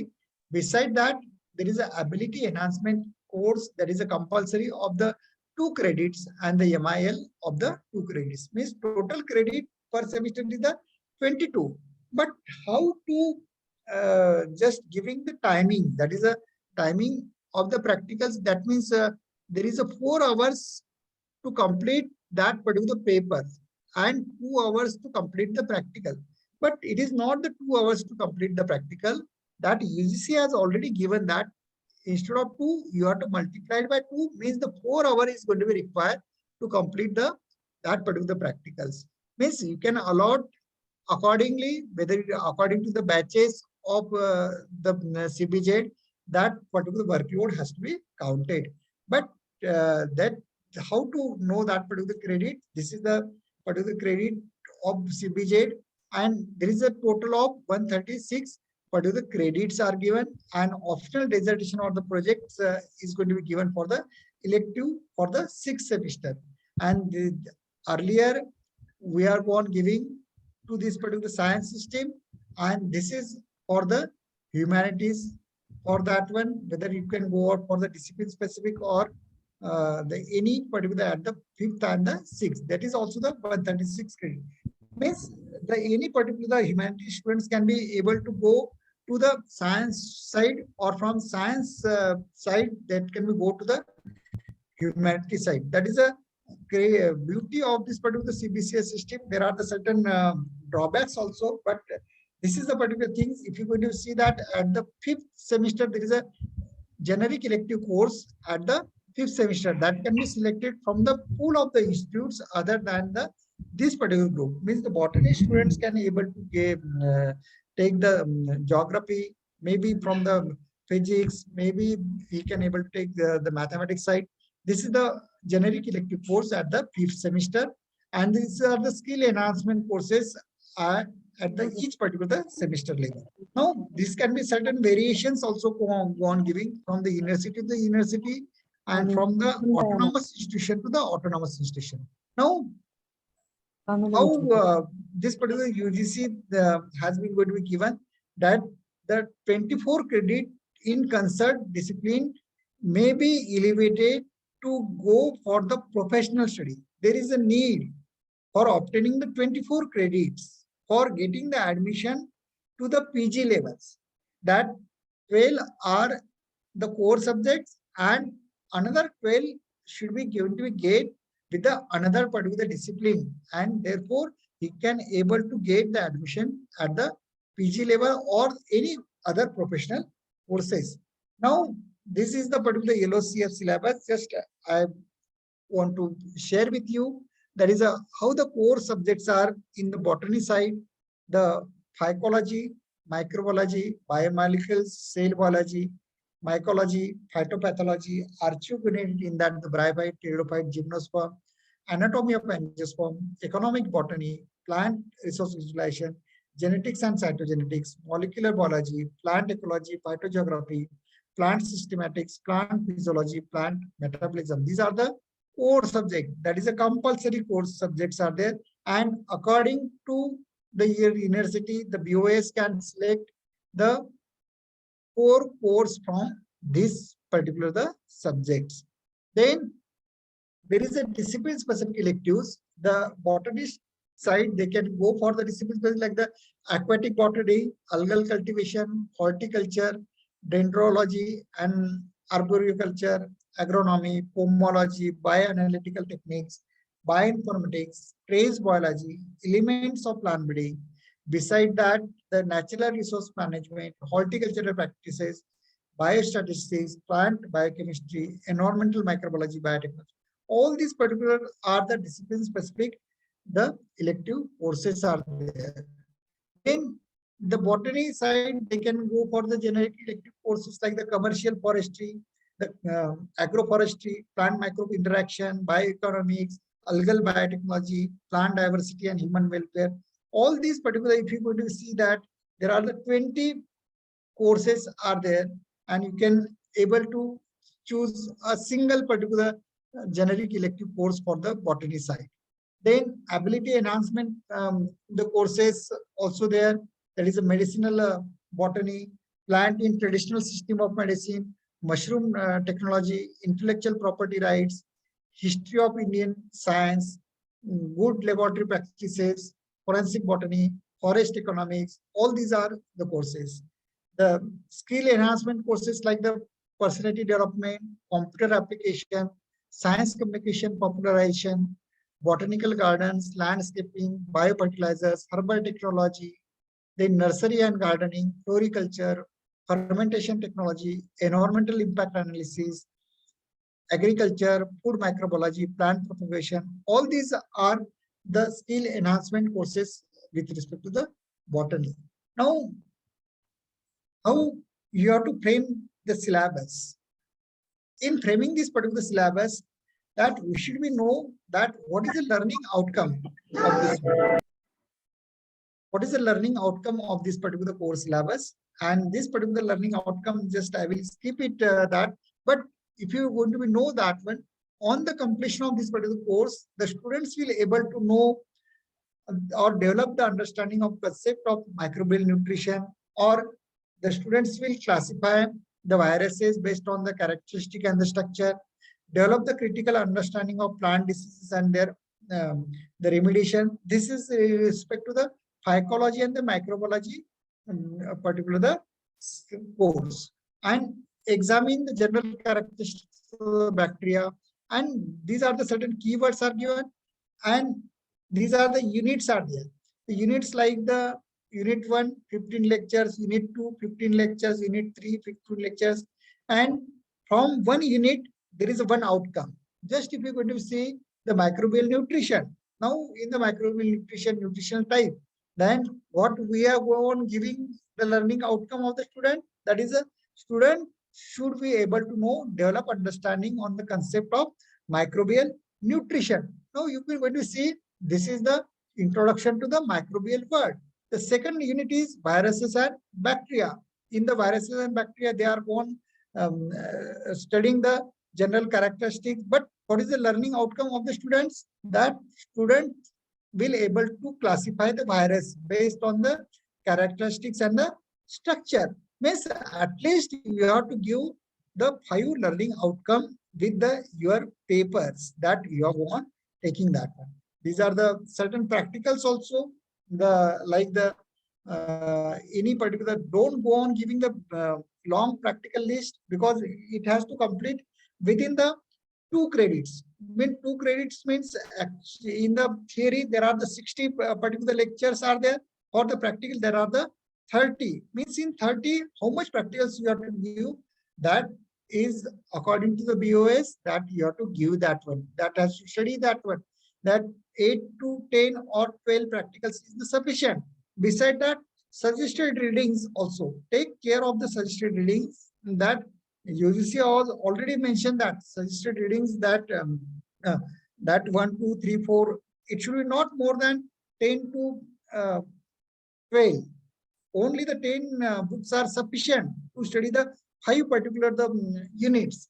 Don't give the 60 books or 70 books, because the list is very we can go say that हनुमानासारखी जी शेपटी असते तशी वाढतच जाते.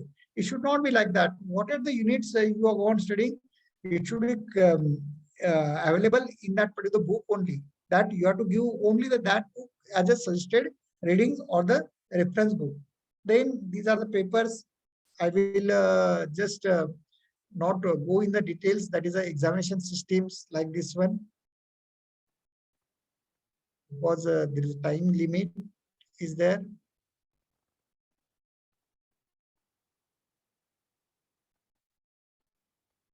There are 5 things that you should know that about the structure and implementation of the choice-based credit system. That is it should be the learner-centric approach. And second, the subject categories, grading, ballot system, and online system. These are the 5 things that you need to know about the CBSE system. If you're going to know all these 5 particular points, you can able to design the CBCS. Now, just how these particular competitions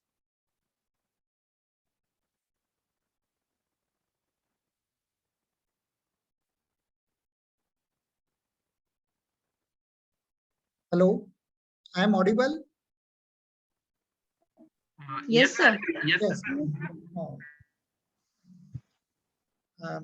That you all know that the grade and grade points. That is a grade points. How these particular grade points are there? That is a O, that is a 10, A plus excellent 9, A very good, B plus 7, B 6, then C 5, pass, that is a 40% passing is there. Therefore, the grade point is 4, F fail 0, and AB absent 0. Now, there is students obtaining the F shall be considered as a fail and will be required to reappear in the examination. And for non-credit courses, satisfactory or unsatisfactory shall be indicated instead of the letter grade and will not be counted for that one. Now, if you're going to see that these are the grade points is gone giving and how we are going competing in this particular CGPA and the SGPA. Now, as you see the mark list of the students, but how these particular grade points are going to be obtained by the students and what is the difference between the CGPA and the SGPA? Just I will going to be illustrated. That is a computing the SGPA means is a semester grade point average. SGPA means the semester grade point average and CGPA is the cumulative grade point average for subject under the CBCS system.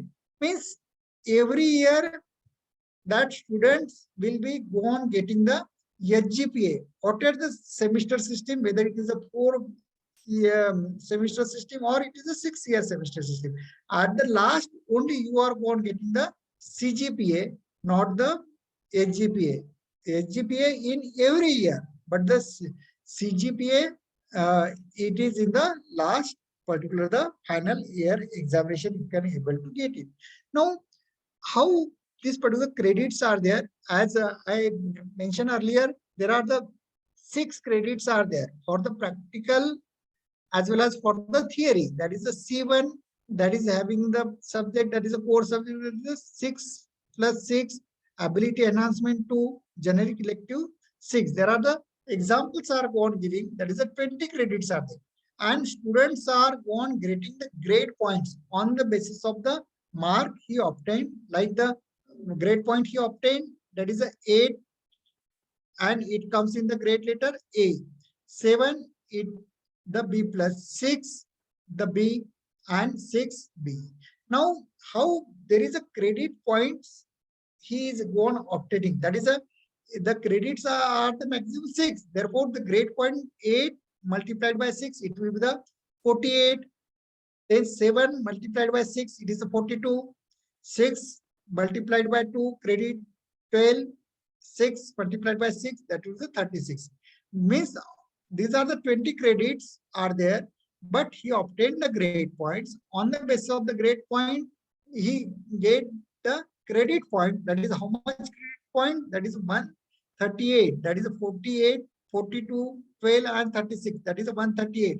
If you go on, what is the SGPA he is on getting the from he obtained the grade points, that is a 138 divided by 20, that is a he obtained the grade point 6.9.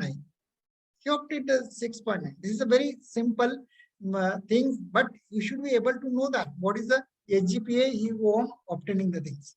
Then next semester, that he semester 2 of how much particular credits, that is again of 20 credits, that is a, but he obtained the 6 credit in the core subject, he obtained the 5 credits in the 4th core subject, ability enhancement compulsory course, that is a B plus 2 7 grade point, and here generic elective he get the 9 credit because he choose his particular subject of its liking, therefore the grade point he obtained more. This is an example, and therefore if you go on multiplying 6 multiplied by 6 36, 6 multiplied by 5 30, 7 multiplied by 2 14, 9 multiplied by 6 54, and these are the grade letters comes with respect to the grade point, and the 134 divided by 20, that is a SGPA he obtained, that is a 6.7. Getting clear? Like the third particular the semester he obtained the here the skill enhancement courses he get it, generic elective he also selected, out of 10 grade point he get the 10 points, and therefore if you see that his credit point is going to increase here, but it is a credit of 26, and his SGPA is also going increasing here. 238 divided by 26, the 238 credits. Now if you going to see that the students are liking their particular subject, whether it is a skill enhancement subject, whether it is a generic elective subject, it's particular liking, and therefore because of his or her liking, he choose that particular subject and gain their skill and get the particular knowledge in that particular respective subject. This is a semester 4.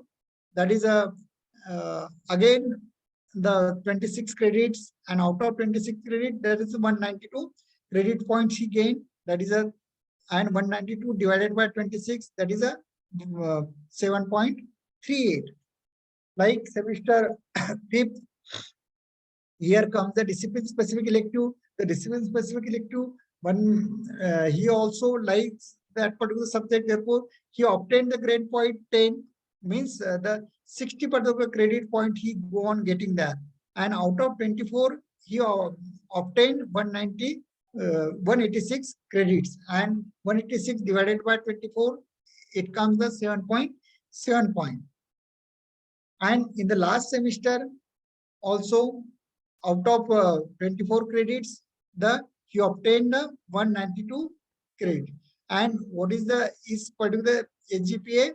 That is a 192 divided by 24, 8 credit.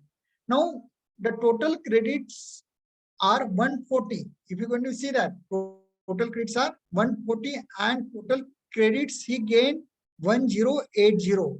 And what is its particular cumulative?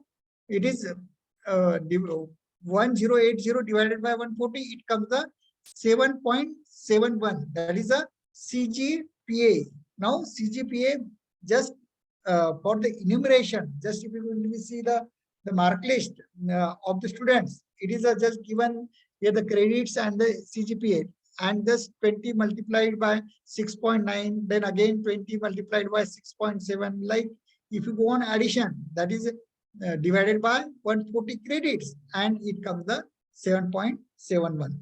Getting the clear idea of the what is the CGPA and what is the HGPA? Anybody?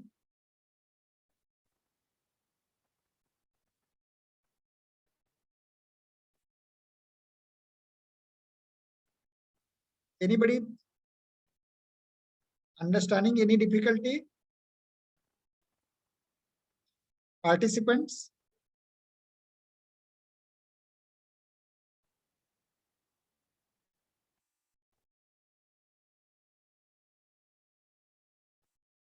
Any participant side?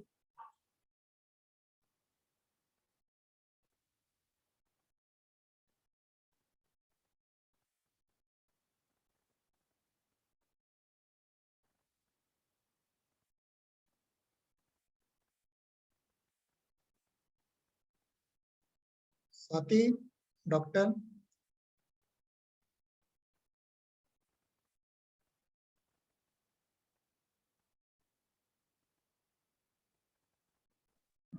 Sir, SGPA is semester wise. Yeah. CGPA is your choice. That particular semester wise, and it is a cumulative grade point of the last. That is the final of completion. That is suppose the semester 1 he grade the semester grade point average 6.9, semester 2 6.7, semester 3 9.15, semester 4 7.38, semester 5 7.75, semester 6 8, and the average of all, that is divided by, if it would be 6, but the while calculation of that is a cumulative grade point average of, that is a total credits are 140, and how he go on getting that, it is divided by 140, it comes the 7 point. It is a cumulative grade point. It is a cumulative grade point at the final one. Although if you're going to see that the earlier slide, and in that earlier slide we have seen that 1040, what it may be, that divided by 140, and it comes the 7 point. It is a cumulative grade point. This type is the calculation is there, and these calculations are already given by the university, but the teachers are not aware of this particular thing, how they are going calculating this particular thing. Therefore, I am on sharing this particular to the youth, and this is the big particular choice-based credit system because of the time, and I have also the meeting, I will going to be stop it here. I am very thankful to the Vidya Prasarak Shikshan Samudrapur for giving me an opportunity to interact with this. If any particular difficulties are there, just you can unmute your mic. Dr. Prakash. Okay, thank you, sir. Very you. thanks. If any doubts are there for the participants, I'm here for the 5 minutes.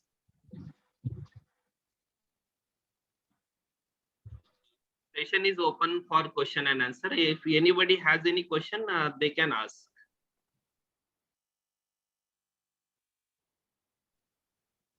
Hello, sir. Yes.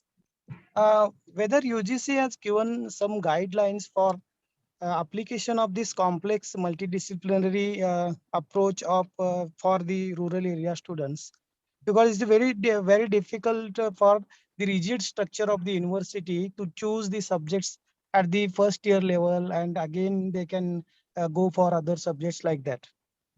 UGC has already given the yellow CF in 2019, but they have given the board of studies of the university. They are the members. You can give the suggestions to the BOS. What is your need is there. You can give in writing to the board of studies. The board of studies will definitely taking the care of your particular rural area also. Although rigid structures are there, but it is a mandatory to all of us. It is a mandatory to all of us. But UGC has said that take the care of the rural area regarding the facilities available there. But regarding the facilities, I will also going to be mentioned here the one to you also, while giving the particular colleges. There are the one committees are there, whether that particular university committees or the government committees. They have to see that their particular facilities should be available to that particular colleges. This will not going to be happens because the microscopes are not going to be available, or the small particular things like the colleges are on the rent basis, that particular rental. All the instrumentations they are lacking there. That should be going to be taken the care. Yes, sir, of course.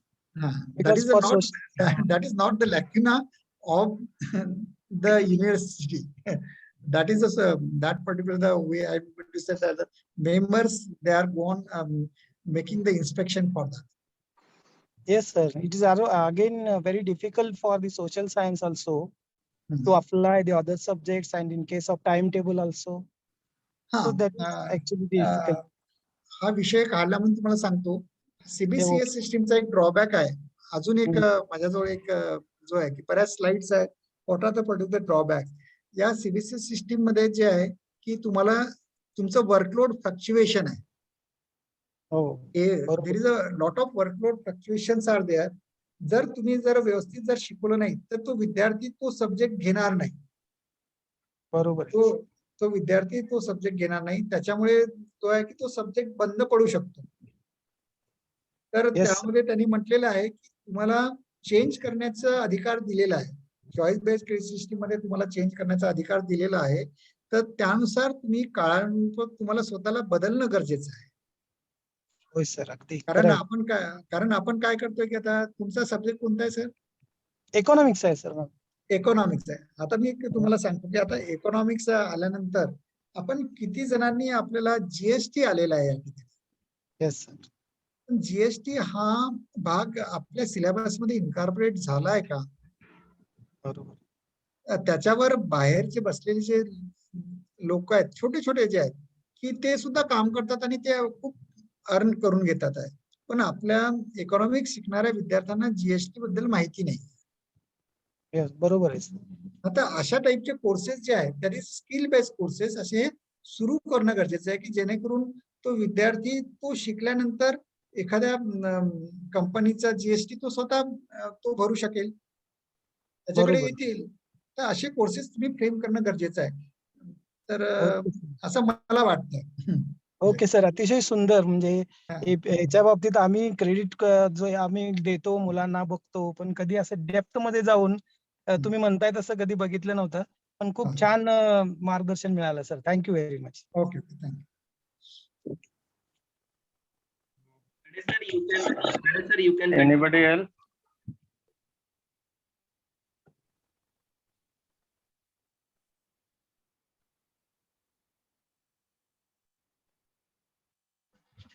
महोदय sir, हा बोला ना madam.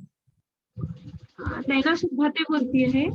हा बोला thank you madam. Sir. आणि detail सगळं मिळालं information. आणि कोड पण येतात त्याच्यावरती की खूप छान इन्फॉर्मेशन आणि सेशन खूप छान कंडक्ट केले आहे त्याबद्दल. थँक्यू. बरं ठीक आहे. आणि सगळ्यात महत्वाचं म्हणजे तुम्ही या ठिकाणी मला आमंत्रित केलं. मला खरोखरच आनंद वाटला की एका कॉलेजमध्ये तुम्ही एक FDP प्रोग्राम तुम्ही अरेंज करताय आणि हा सब्जेक्ट जो आहे हा एक महत्वाचा सब्जेक्ट आहे असं मला वाटलं, म्हणून मी या ठिकाणी शेअर केलेलं आहे. म्हणजे ऍक्च्युली मार्कशीट मध्ये दिसत होतं, पण प्रत्येक म्हणजे सगळ्याच लेक्चर लोकांना ही माहितीच नव्हती सिस्टीम डेप्थ मध्ये काय ऍक्च्युली. ते नाही, ही डिटेल कळले आम्हाला. इव्हन माझ्यासोबत स्टुडंट्स पण आहेत, त्यांना पण त्या गोष्टी कळल्या. बरं. कारण हा खूप कठीण विषय आहे तसा, परंतु जर एकदा जर त्यामध्ये जर शिरल्यानंतर हे ते खूप सोपं आहे. म्हणजे विद्यार्थ्यांना कसे आपल्याला क्रेडिट्स गेन करायचे असतात, तर हा चॉईस बेस्ड सिस्टीम जर अडॅप्ट केल्यानंतरच ते कळतं. की आता आम्हाला ऑटोनॉमी मिळाल्यामुळे आम्हाला याच्यावर बराच अभ्यास करायला मिळाला. स्वतःही आम्ही काही बरंच शिकलो यामध्ये, आणि काही वेगळे कोर्सेस आपण फ्रेम करू शकतो. आणि आपण थोडस टीचरनी सुद्धा अपडेट व्हायला गरजेचं आहे, कारण 2019 मध्येच ही सिस्टीम लागू झालेली आहे आणि आपलं थोडस UGCच्या वेबसाईटवर आपलं लक्ष नसतं. आपल्याला बरेचसे टीचर्स जे आहे की आपला जेव्हा API असतो त्यावेळेस आपण बघतो की आपले कसे जे आहे की ज्याला गेन होऊ शकतो आपल्याला पेपर्स पब्लिकेशन्स म्हणा किंवा अप्रेसल आपला कसा, तसा विद्यार्थ्यांसाठी जो आहे हे क्रेडिट पॉइंट विद्यार्थ्यांनी कसे गेन करायचे हा आता त्यांनाच करायचा आहे. त्यांना UGCच्या पोर्टलवर अपलोड करायचा आहे हा की त्यांनी गेन केलेले. तर त्यांनी ऑलरेडी ही सिस्टीम सुरू केलेली आहे. जर कोणाला माहिती नसेल तर ते पत्र मी तुम्हाला पाठवू शकतो, कारण ऑलरेडी 11 तारखेलाच ते पत्र आलेलं आहे की बऱ्याच युनिव्हर्सिटीला माहिती नाही की त्यांना कोऑर्डिनेटर नेमायचं आहे त्याच्यासाठी, त्यांनी जे केलेले आहे. आणि आपल्याकडे जे आहे की विद्यापीठांनी ही फुल्ली CBSE सिस्टीम अडॅप्टच केली नाही, कारण मी बऱ्याच ठिकाणी गेलेलो आहे की त्यांनी स्किल बेस्ड मॉड्यूल कुठेच दिलेला नाही. Okay sir. कुठेच दिलेलं नाही. तर तुम्ही ते अडॅप्ट करणं गरजेचं आहे. आणि ज्या कॉलेजेसला A ग्रेड असेल तर त्यांनी माझं असं म्हणणं आहे की त्यांनी ऑटोनॉमीकडे वळून त्यांचे स्वतःचे कोर्सेस फ्रेम करून विद्यार्थ्यांना जास्तीत जास्त व्यावहारिक कसं बनवता येईल असं बघायला पाहिजे. कारण आता जॉब ऑपॉर्च्युनिटी सुद्धा हा एक मोठा प्रश्न आहे विद्यार्थ्यांच्या समोर, की त्याला काहीतरी स्किल आलं तरच तो जॉब समोर करू शकेल असं मला वाटतं. त्याच इन्स्टिट्यूशन असेल, इनोव्हेशन सुद्धा चांगलं करणं गरजेचं आहे. Future sir. Thank you very much. Okay, thank you. Tade sir, you can continue now. ठीक आहे. Yeah. Anybody else from the participant? Okay. Very, very thanks, Dr. Malode sir. Am I audible? Yes, audible. I am thankful to the organizers, our principal, respected Dr. Revatkar sir, and respected Dr. Warkat sir, Principal Shivaji College, Rajura, for their continuous encouragement for the FDP. I am oblique to our Vice Principal, respected Dr. Naina Shirbhate madam, and respected Dr. Hirani sir, Vice Principal of Shivaji College, Rajura, for their cooperation. I am also grateful to the respected today's keynote speaker, Dr. Malode sir, who enlightened us through his brilliant speech and presentation in a very innovative and difficult subject. I am also oblique thankful to the conveners, Dr. S.W. Samdurkar Madam and Dr. C.M. Bongade, Sri Shivaji College, Rajura, who always taking great efforts for the success of the program. I am also thankful to the ITech coordinator, my colleague, Professor Sadanand Sarvesar and Dr. Reddy sir, for their cooperation and continuous support. I am also thankful to the organizing committee members and all the respected participants who are present here. I request to all the participants, please will join the tomorrow's session at 10:50 a.m. Today's sessions are over here. Okay, thank you once again. Okay, thank you. Okay, thank you. Hello, am I audible, sir? Yeah. Hello, Yes, madam. participants are Yes. participants are requested to fill up feedback Yeah. forms. Thank you. Yeah. Yes, sir. Thank you. We can now. I will end this meeting. Thank you, sir. Thank you. Thank you, sir. Thank you, sir.